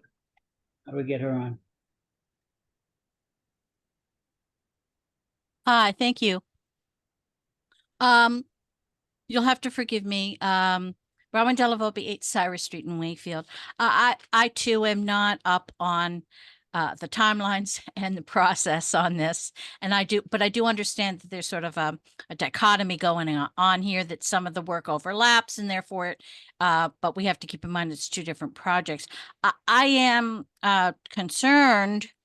Number one, maybe you can't answer this question, but just for the Conservation Commission, perhaps to keep in mind for the future is, who is it specifically who determines if the work is exempt? And therefore, should the Conservation Commission not be notified well prior to the work being done? Including all the documentations, letters of exemption, and so on and so forth, because the Conservation Commission is an integral part of this loop. And again, please forgive me if I don't understand the timeline and the processes involved, but this does feel to me as an outsider as a little bit sort of last minute, and that I feel that the Conservation Commission perhaps would have been better prepared with more questions, or perhaps a better foundational understanding of the situation had they had more information prior to this. I think the vegetation management plan, I absolutely encourage the Conservation Commission to have those specific people come before you at some point for, an question answer, so that you have an understanding. I mean, it doesn't have to do with this specific project, but at the end of Montrose, as you're facing Salem Street, it's dead. It's a dead zone there. And there was nothing growing there that remotely approached reaching any of the wires. So it was clearly the herbicide was sprayed. I believe it was mostly Japanese knotweed that was in there. But my question to the Conservation Commission is, that is immediately adjacent to a small wetland area. Were you people notified that the herbicides were going to be applied in that area? So, Elaine, correct me if I'm wrong here, but it's within the Wetland Protection Act, the exemption for the right of ways for their maintenance and vegetation work and all that stuff within the right of way is exempt, specifically under the Wetlands Protection Act. The reason that they're coming before us is because they're doing new work that is not the normal routine maintenance, which would be that vegetation maintenance yearly by yearly plan, whatever that is. So vegetation management is with utilities, there's an exemption under the Wetlands Protection Act. From what I gather of this situation, and particularly of what Eleanor is saying, is that she doesn't believe that the yearly operational plan was followed. Am I getting that right, Eleanor? That was my reading of it, of the, literature that's out there. So would we be better off, having said that, rather than having it explained, perhaps a site visit would be more appropriate than talking about it in theory at a Conservation Commission? Seeing how it's having it before us, and then seeing how it was applied in the field. Would we be better off doing that? I think, again, keeping them separate in that we should have yes, meet with the vegetation team about what their plan is, do a site visit and see what's actually happening, and then if an enforcement order is needed, to make sure they're sticking to the plan that's on paper. Right. Yes, I no? agree with Haley there. I think both, yeah. I think both make sense, especially being in the field, seeing all these areas in person, documenting it. Yeah, I think we have to address this application. I'm not sure we can conclude tonight in terms of concluding the hearing because we haven't had a chance to review the materials that were submitted today. But Were the materials submitted today having to do with the filing, or were those having to do with the vegetation management? Just the vegetation management, so the matter that you're looking to have forestry, the ongoing conversation. Like, so everything that we've provided is current for the filing and answered. I know two things we're talking about here, but I think we've addressed comments for the project. So no new information was provided regarding this filing, okay, so we don't have to wait to review that. that wasn't clear from earlier conversation. Thanks.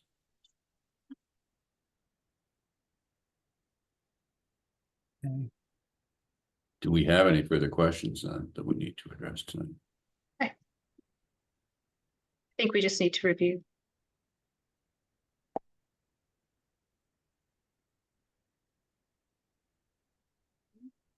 Well, what are you saying? You want to wait for more information before you close the hearing? I'll leave that to you guys. Well, you can't leave it up to us. You're part of us.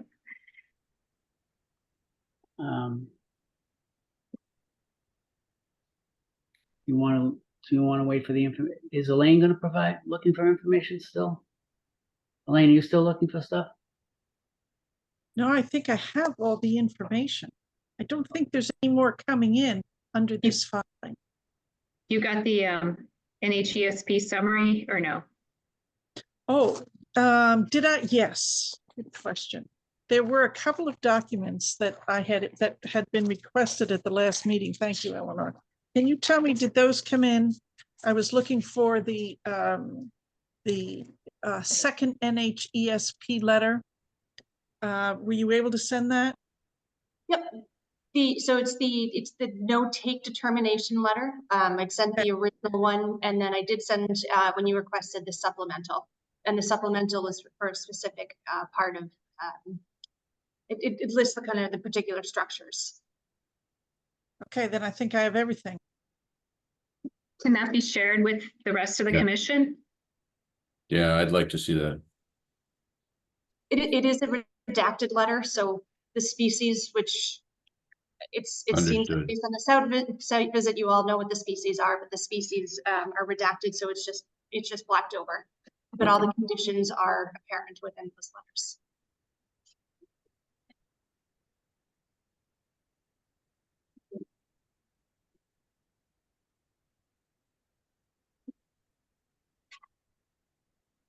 Okay.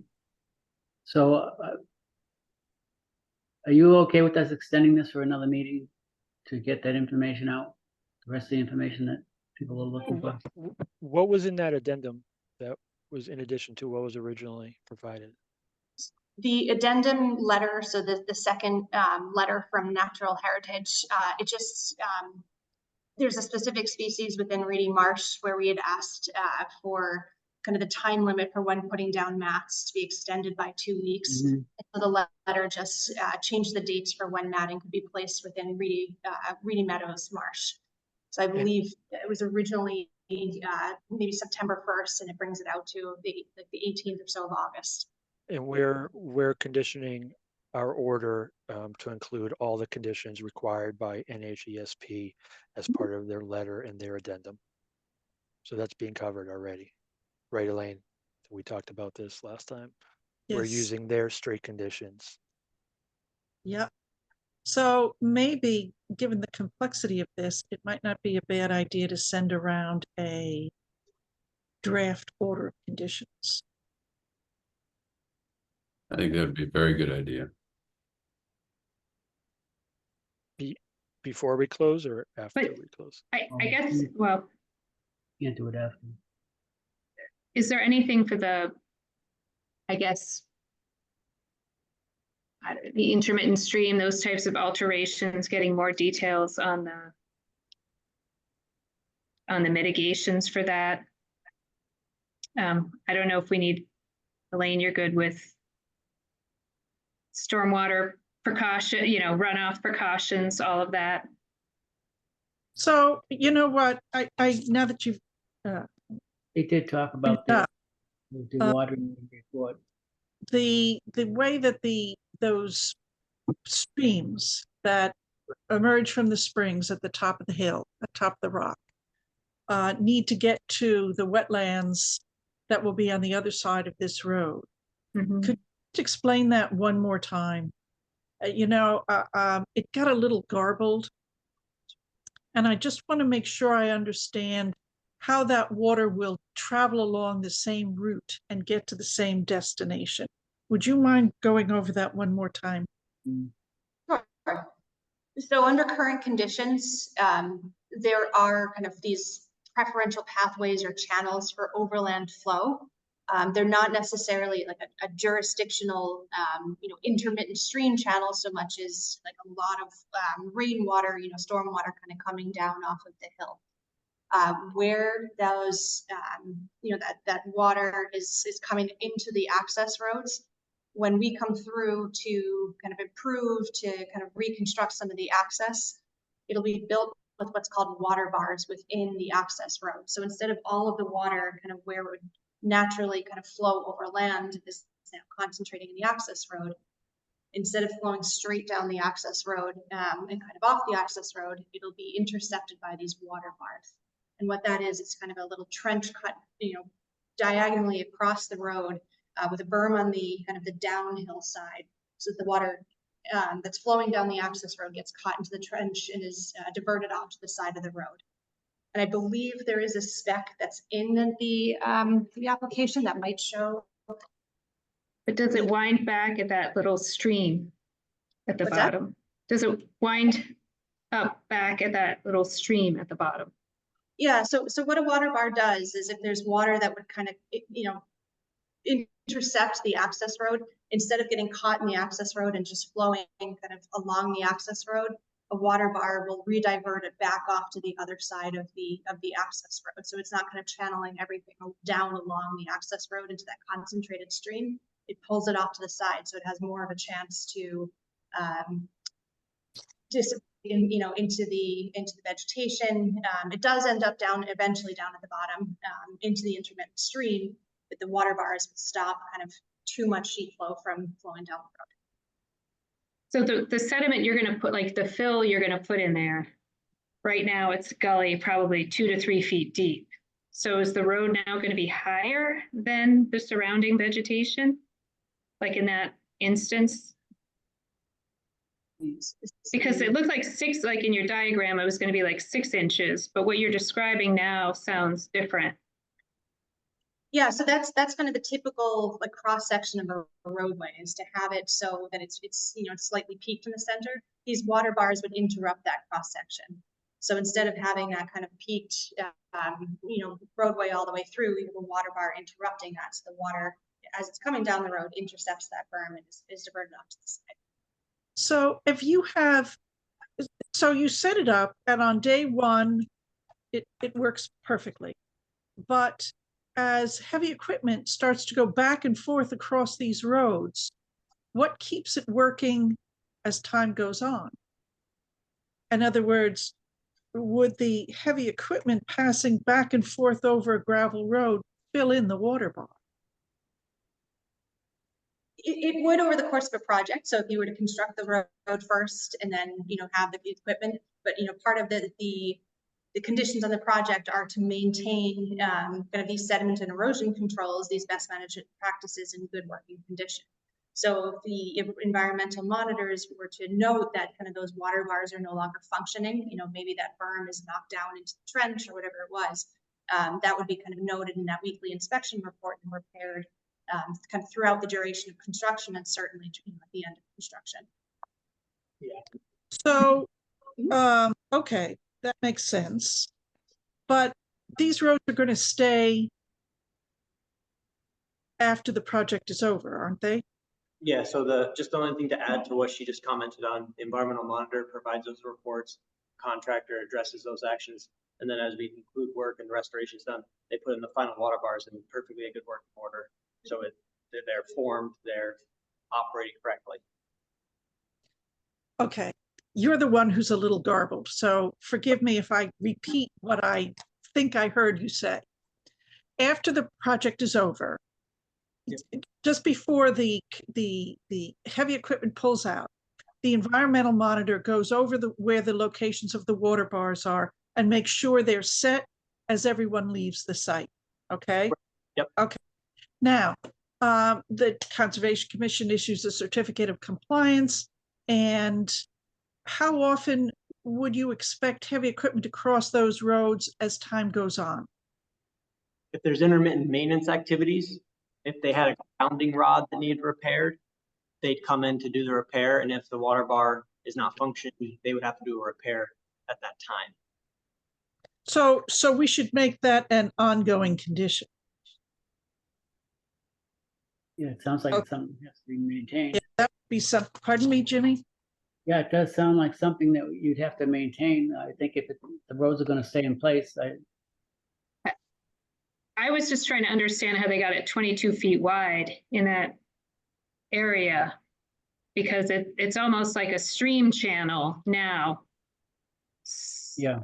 So if what we're explaining is a hump and then kind of a gully that's like with 22 feet wide, that sounds like a lot of fill.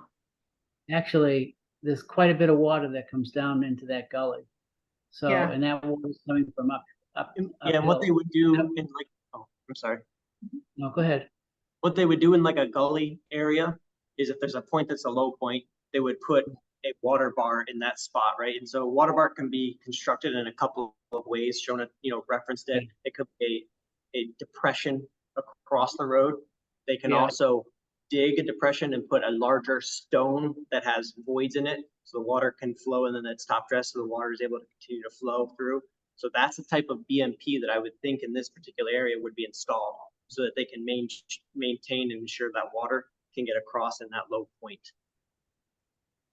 Okay, but when we're done, this is a permanent thing, right? So whatever you do is gonna stay in place. These water bars stay there. Yes. I mean, the water there comes down the hill. Matter of fact, some of it comes underground. There's an underground stream there. So I'm not quite sure where you'd put the water bars. Well, the water bar's just gonna go in the road, right? Yes. Yeah, it allows for water on the uphill side to get across to the downhill side. Yeah. Is it just a pipe? I'm sorry, I don't know what a water bar is. Okay, so picture a road, Mhm. then they would excavate a depression across the road. So if you're coming down the road, you'd see a depression, a low point that's across the road. Mhm. And the water that may collect and run down the road hits that depression because it's lower and it's routed off the road. It follows that path of least resistance versus continuing down the road and continuing to erode. So we put those progressively down the road so that that water is intercepted and doesn't pick up speed, velocity, and cause the erosion. And then the only other thing that I described was where the same concept, there's an excavated, again, diagonal across the road, and they fill it with a larger stone so that there's voids and the water is able to, it'll hit that, it'll go down to those voids, but then continue to follow that path and work its way across. You've probably seen these, Eleanor, in national parks, sometimes Yeah. trails in national I was forests. gonna say, they have them right there in Breakout. Do they? Okay. Okay. They Yeah. just put a whole bunch of them in. I'm thinking they're metal ridges, but No, No. okay. these ones are like 4x6s. And they Yep, dug ECR them. installs the same type of BMP across their entire territory.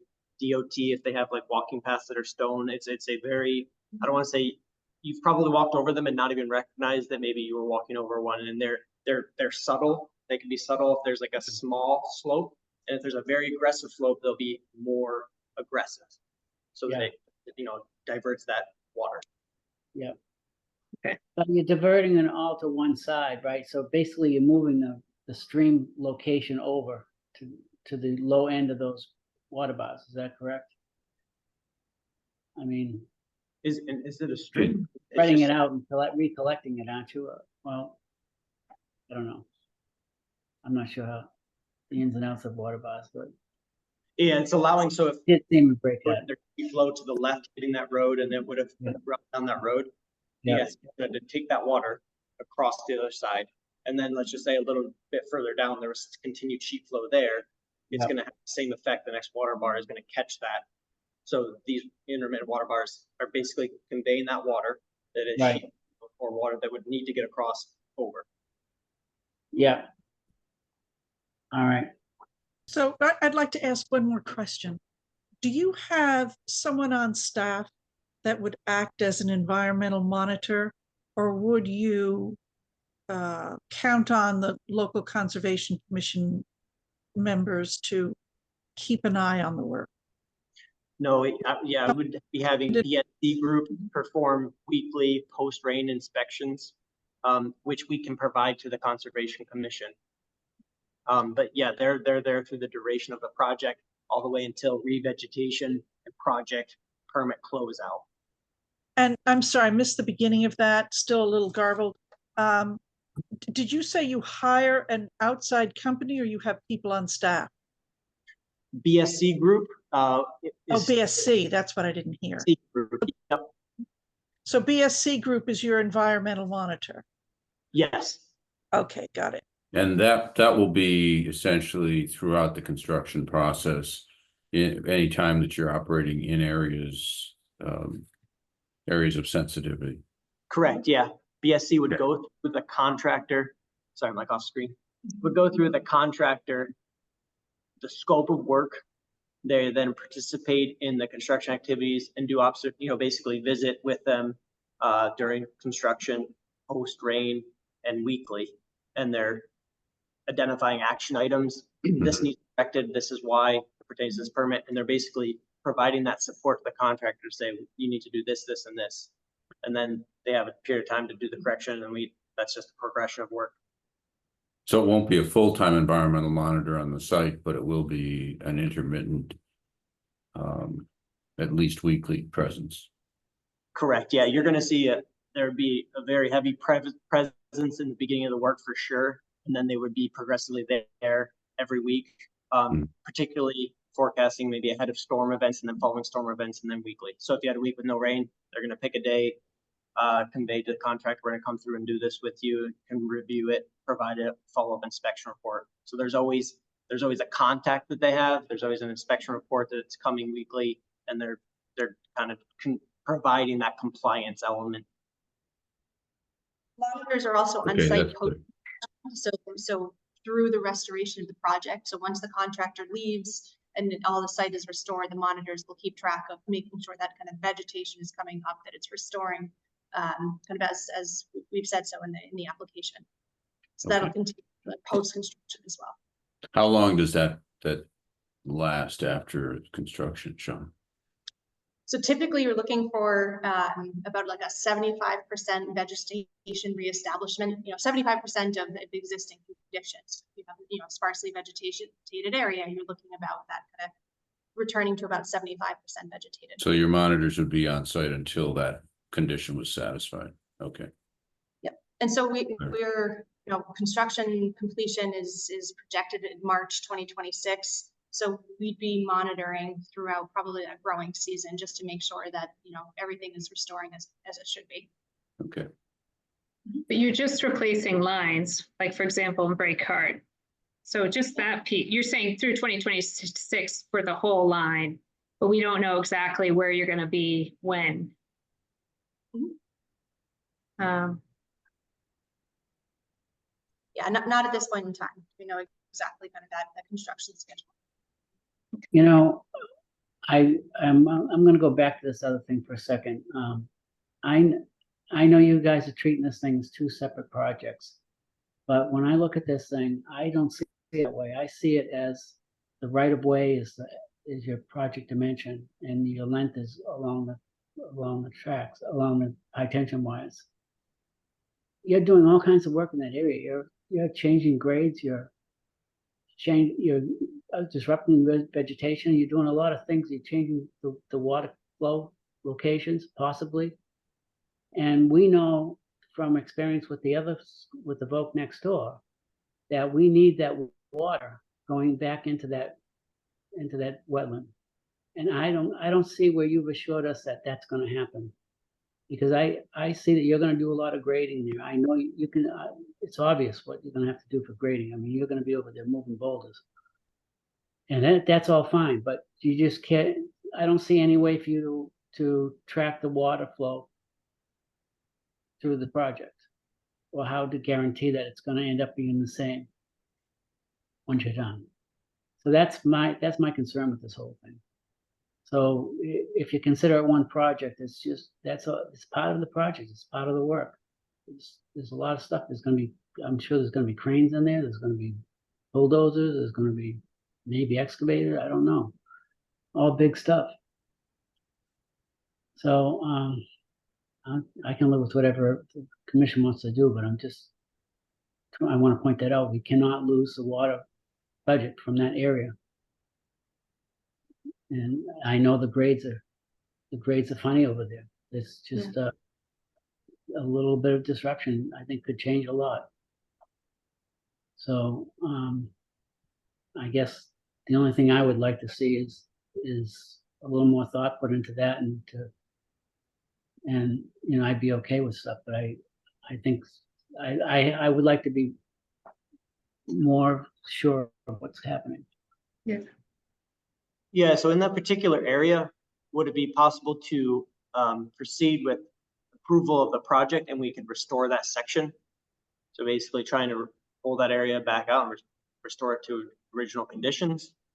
But do you even know how much you're going to bring in? I think you need to know how much you're going to fill and see what's realistic, right? If you need to fill 3 feet to achieve your 22-foot sort of range, or yeah, I mean, the funny thing is that the power company itself is going to be responsible to make sure they don't put extra water over to the Voc school, because there'd be another problem. So there's some way we've got to provide some kind of calculation to show how much water is coming in there, and what you're going to do that's going to keep that flow the same.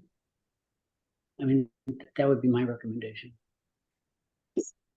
To make it temporary access, to kind of go along with what Andrew was saying, is prior to putting down any stone, Yeah, you'd put in a fabric, a geotextile fabric, to essentially show what that original condition was. And then following construction, you're basically removing any of the stone on top of that geotextile fabric. So then that underlying condition kind of remains. And that, the addition of stone would just be to be able to get the equipment up, down. put it in writing and we'll look at it. sorry, can I ask one more question? Just looking like at the past 15 years, I know other people may have more history in that area. I guess the access by NSTAR seems kind of light, like maybe occasionally every several years. I guess what's the reason, if this is like a once in a 40, is this a once in a 40-year project, or what are we talking about here? This original line was 1976, so it's okay. And then the goal would be a much larger. But I mean, that for a replacement project, the duration. Okay. Duration, but there is still kind of operations and maintenance. So you will have kind of operations crew come through on a on a whatever cycle, kind of doing inspections. Much smaller vehicles, but they're doing inspections. If there's any sort of emergency condition where they have to come in and repair something, then that's when they'd be kind of coming up and down to this line. So it's not like they're going to put them in and then not come back for 60 years. There's more routine maintenance and repair projects. Okay, I guess just I think in the NOI it talked about widening the existing road 16 feet, and then today that diagram you showed was the first time we'd seen 22 feet. So can that be like that work be shared with us?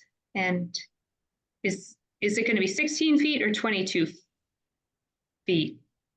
So the 22 feet is kind of is a temporary dimension to be able to get to that 16-foot kind of travel surface. So in order to get that 16-foot travel surface put in, there's work on the shoulder as well. once that 16-foot travel surface is in, that shoulder is restored, it's, it's revegetated.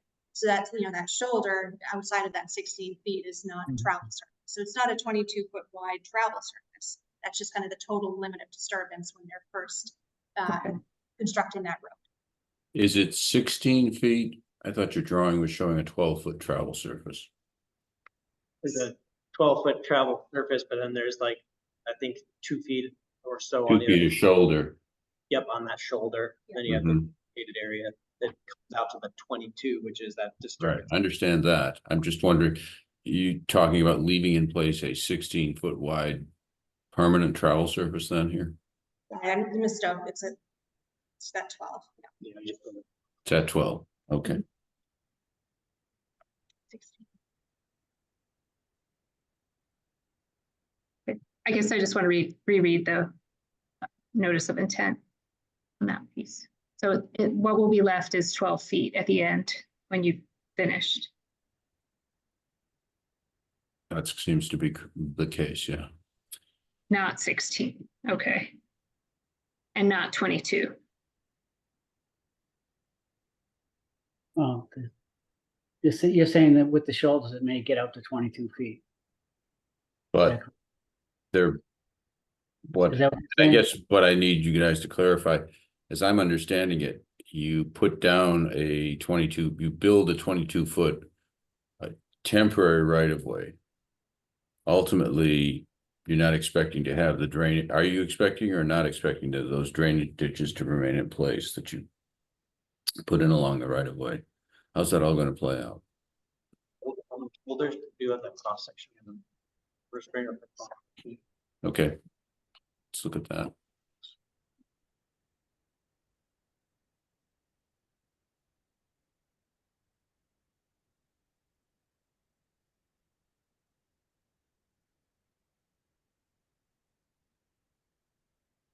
So you have the 22.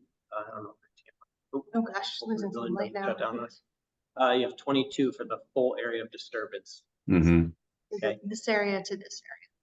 And then you have the dimension that's sort of that shoulder, again, for water conveyance, for, that to address that sheet flow, things that you guys are describing, which is that area is hovering over with their cursor on the two sides. And then you have that, what I was describing as that shoulder. You see that elevation line, tighter foot maximum width gravel road surface. When you say gravel, what are you talking about? Crushed stone? Yes. So, and is that 22-foot width gonna vary depending on, how much fill you need or don't need to make the road? No, the limits of disturbance would be 22. The Okay. gravel is the travel surface. The gravel is only the 12-foot width gravel road surface. And you have that little shoulder that she's hovering over right here. That's based on 2-to-1 slope, right? Yep. Yes. So you're not gonna go And then up. to see the revegetation typical to any road, like you get revegetation onto the shoulders of road, and then this is all revegetated. Okay. Wow, that's quite a road going through there. It's a big change. Yeah. And Well, well, okay. And it's just crushed stone, so that's gonna be, no asphalt or anything, just all crushed stone, so it's gonna get a lot of infiltration. Yep. All right, so are we all settled with questions, or do we want to, is anyone looking for more information on what are we gonna do here? I think we don't need to keep them here any longer.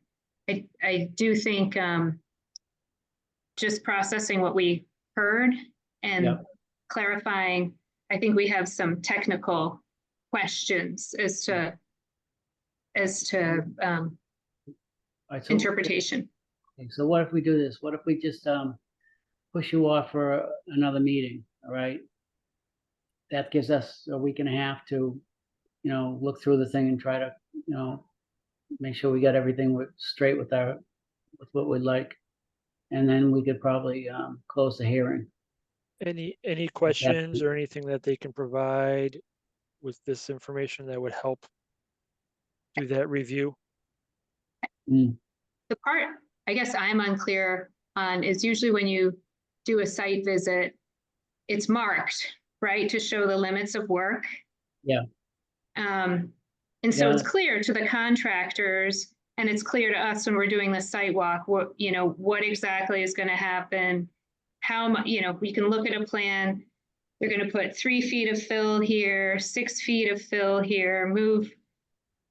And it's hard to tell, and I'm not sure if it's because the right of way, which is an easement, gives you the rights to alter everything. I would assume that's not the case, and maybe we need to go back and look at the easement, but I don't know the answer here. But I think typically the wetlands are delineated and the limit of work is there. And then I certainly feel more comfortable, but I don't know if that's part of the right of way process. So you'd feel more comfortable if it was marked out better in the field? Yeah, or to understand the exemption, or Ken, am I being stupid? no, not at all. No, Not at all. I'm trying to understand. Just layout in the field. I think it's a 17-mile. Yeah, project. so we don't know the width of the right of way, so knowing where a property boundary is, right? So they have an easement on the property, right? On the So break they- heart, but we Right. don't know where that right of way extends.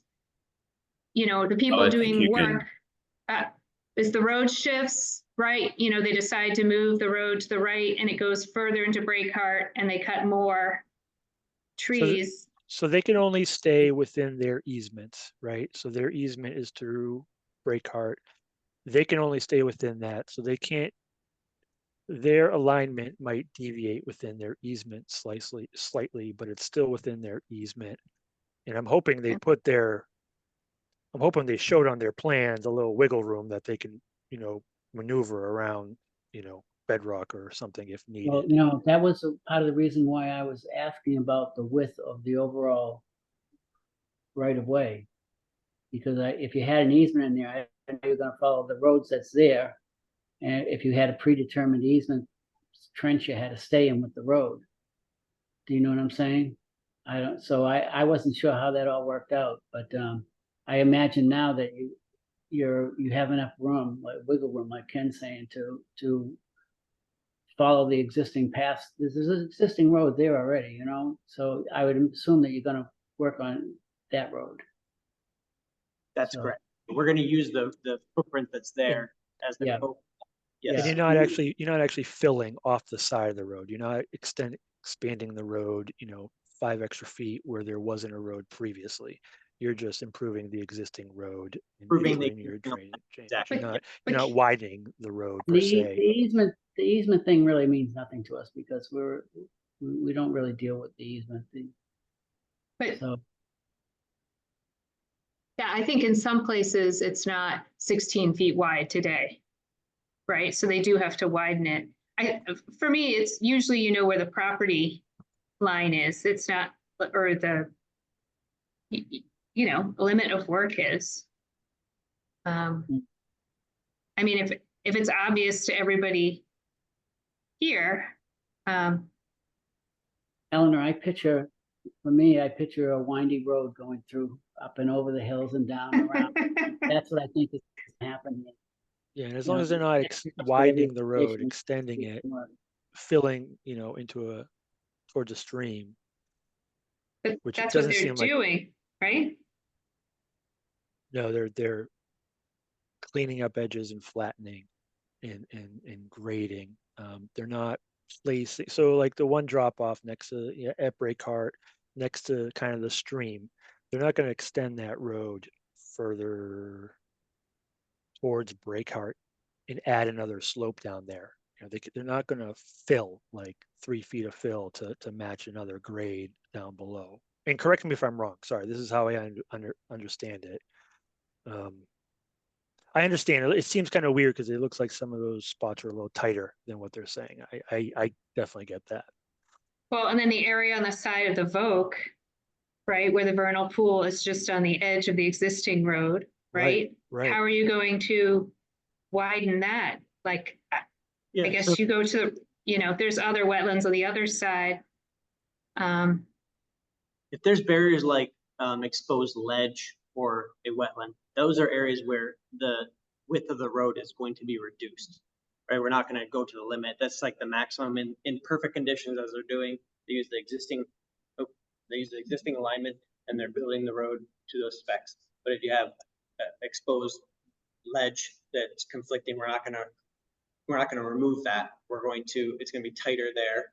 That's the Yeah. spot where it's not going to be expanded all the way up to like 22 feet. It's just going to be tight. That makes sense. So is that something we could put in our conditions, like around this vernal pool, make the road no wider than? So Okay. what I've been listening to this and writing down tentative orders. And what I thought of as a suggestion is the limit of work lines within 25 feet of a wetland area shall be marked prior to the commencement of work. And the wetland areas within 25 feet of construction shall be marked in the field. So that way, as your contractor comes in, because here's where from my experience, have found where your problems arise. So you have someone who comes to the meeting and everything is well designed and well thought out on paper. And then you get the contractors who are coming in on these large trucks, and in areas that are very tight and very large, which this is both at the same time, it's a little hard to know where you are out there. So if you flag your most sensitive areas before you start work, the people who are operating the heavy machinery will know where their wetlands are on one side and where their proposed roadway is that they need to stay on. So it's all marked in the field for the people who are driving the trucks. Yeah, I think that needs to be part of a pre-construction meeting. If that could be highlighted in a pre-construction Well, meeting. yes. To So, say, hey, these are marked out. This is what this yes, is. This is why they're marked out. This is where they are. This is why we exactly. care. So you mark both out before you start work. And then when you have your pre-construction meeting, you meet with your environmental monitor at the same time. So your environmental monitor understands what all the flags are, and your contractor understands the importance of narrowing it in certain places and staying within those flags and respecting the wetland flags on the other side. And also noting the place where we're worried about the water. You know, this place, even though it may not be within 25 feet of a wetland, this is an area of concern so that the boots on the field monitor understands that.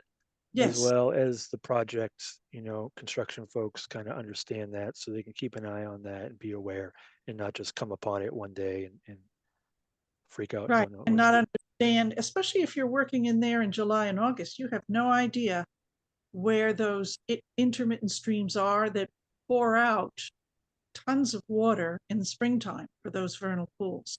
So yes, everything is marked out in the field. So the wetlands are already marked, right, on plans. So is there a way we can, I don't know, informally mark that area that we're concerned about, that we walked last week, or is everyone clear on where that is? Because it's obviously not on a plan right now. Well, the thing about it is, or it's on a plan, it's just not marked as such. It's on a plan, but it's not marked in the field. And you have no idea what the qualifications for spotting a wetland are by the person who's driving the truck.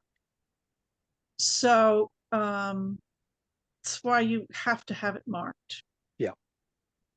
So that'll be a condition to properly label, flag, Yeah. tape those locations, That way wetland there's no threat. locations, vernal pools, but also potential area of washout has been observed previously. Yes.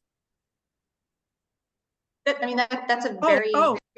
Oh, go ahead. I'm sorry, no, I was just gonna say, and you've got BSC, so you have as your environmental monitor. So BSC is going to be able to take the plan and look at a piece of land and recognize a wetland when he or she sees it. And then, Yeah. I'm sorry, I interrupted you. Why don't you go ahead? That's all right. So Elaine, just to clarify, these folks are from BSE Group. Oh, I'm sorry. Sorry, my apologies. So prior to the construction start, what we'll compile is the environmental monitors. It's called an environmental field issue. And that's going to have all of the permit conditions. It's going to have all of the different permits. It's going to have everything that we then hand to the contractor and say, these are kind of all of the environmental conditions you need to comply with. We're going to give a training to all of the environment or all of the contractors in the field. You just say, here are the different areas, the different resource areas. All of the wetlands will be marked out. So they'll be reflagged by wetland scientists, that have the locations of where all the wetlands are, and those will be reflagged prior to construction start. It'll be made obvious to the contractor, these pink flags indicate where the wetlands are. In addition to that, typically you do have the erosion control set up as the limit of work. So when we're talking about, the access roads near the vernal pools, erosion control will be set up all around that vernal pool, and the vernal pool would be marked up with flagging. And those are all very standard, typical conditions that New England Power Company operates underneath. So that is already those conditions, and I'm not saying don't put them in, but those conditions are already incorporated into kind of that environmental training and compliance part of the project. All right, that's good to know. So one last question I have. I'd like to draw up a draft set of conditions with the idea that people will respond and add their own conditions as they wish to see included. So it's easy for me to send it out to the commission, of course, but in this circumstance, I'd like to send it out to you as well. So the commission can have your input on the language of the orders. Does the commission have any objection to that? Okay with me. Okay, can I have the proper email addresses just so I've got it right? Can I have both of your email addresses? Sure. I can just send you a follow-up email with both of ours attached to it. Perfect. Let's do that. Have to. Okay. My name is complicated, so. Okay. Yeah, that makes it simple. Thank you. Elaine, I just have a question. Can the draft of the order of conditions be sent around for their comments? That's not considered a Violate the open meeting law? because it wouldn't be considered deliberation?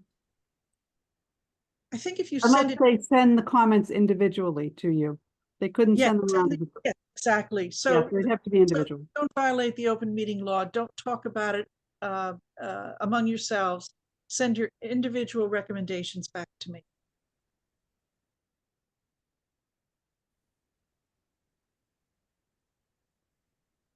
Thank you, Judy. I don't want you to get in trouble. Thanks. Are we going to close the hearing tonight, or? No, we're waiting for, no, we're gonna wait for the order of conditions. Okay, so we'll We'll leave close it open for another. just for the next meeting. We should definitely be able to close it. If that's okay with everyone else, that's what I would do. That gives us some flexibility to discuss the order. Yep. Because everyone Okay. won't run right out tomorrow and start reading their, emails about tonight. Whatever. So the only other request I have is today is Tuesday, mindful that I'm only in the office on Fridays. if you have anything you want me to consider before I write it up, just send it in before Friday. And then I'll be back again the following Friday, but just be mindful I'm not in every day. Right. Okay.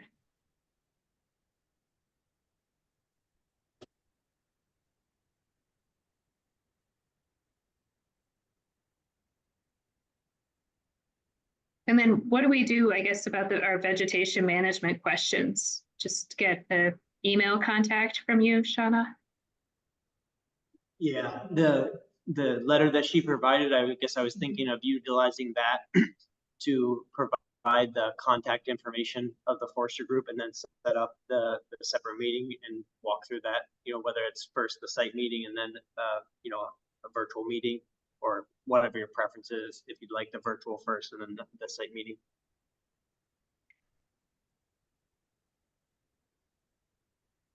All right, Elaine, you have that and you'll forward that around? Do you have it? The yearly operational plan? I'm Was- sorry. Whatever Shauna sent to you? Oh, This yeah. afternoon at 6. Yes, I'll have it. It'll be in my inbox. I'll forward everything. Okay, Okay. that's good.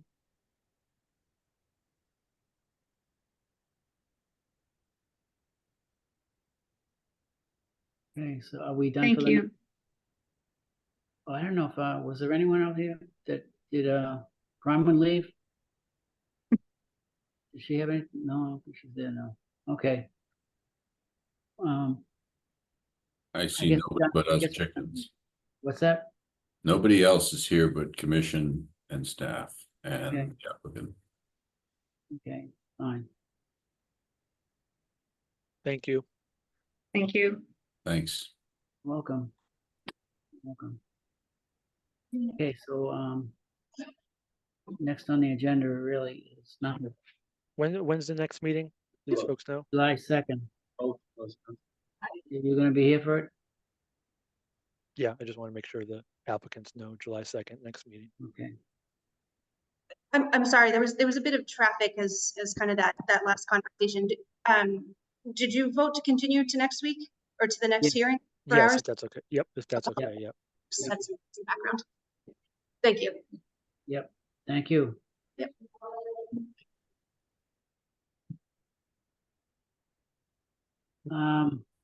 I don't have anything else on the agenda. We've covered it all. Is my audio working again? Yep. Yep. Yeah. Hey, I just wanted to briefly touch on the open space. I know Judy had replied to that email. You were reaching out to Horsley Witten about the Arundel Ave thing. The Arundel Ave parcel is on the map. It just wasn't hashed out as a conservation resource. It's assumed as part of Maple Way Playground, so it really wasn't, I think it was blown into a bigger issue than, I mean, it was not a reason to halt the presses by any means. Okay, yeah. I mean, it's just going to be denoted as another open space. And There's then- no other special designation that it gets. Because it's held under the town council. It was, I think it was talked about as being used as a park, but when they originally bought the parcel, they talked about using it as a parking lot and then realized the access through Arundel Road wouldn't work. So I know during the open space plan update process, it was talked about by Dan McGrath, the rec director, as maybe an area for another community garden. I don't know if that will happen, but it's not something that has any type of authority arm that designates it as a park. So that, even though if the item articles reference it as a park, I know it was a lot of talk at that time. It's under the control of the town council. Okay, thank you. And then Judy, you got my comment. Maybe it was just a nomenclature thing about the Article 97 land. There is a table that shows the Okay. Article 97 lands. Okay. And the gas and light just have an easement across it. It doesn't change that designation. It's just Okay. they need approval for an easement. to build the energy park. Okay. And the consultants are gonna add that, and we're at the very end of it, so I mean, just my own personal opinion, I think it was unfair to target it as an unfinished plan, because at some point, I mean, the plan can't be held open until the final review of the master plan is done, because this was done in conjunction with timing with the master plan. And that's still in editing. So that's not going to hold up the open space plan, because they're separate documents. There is an open space aspect within the open space plan that's a broad overview of resources. And then the actual open space and rec plan drills down on the details of their functions, their uses. So I think there was a misunderstanding of the interface between the two. Mhm. They overlap, but one isn't, there was no reason to stop the open space plan. And I mean, maybe the capital planning committee was interested in it, but I was surprised that it was sent out as broadly as it was. That was fine. You know, you can send it to whomever you'd like, but I don't know what purpose it served.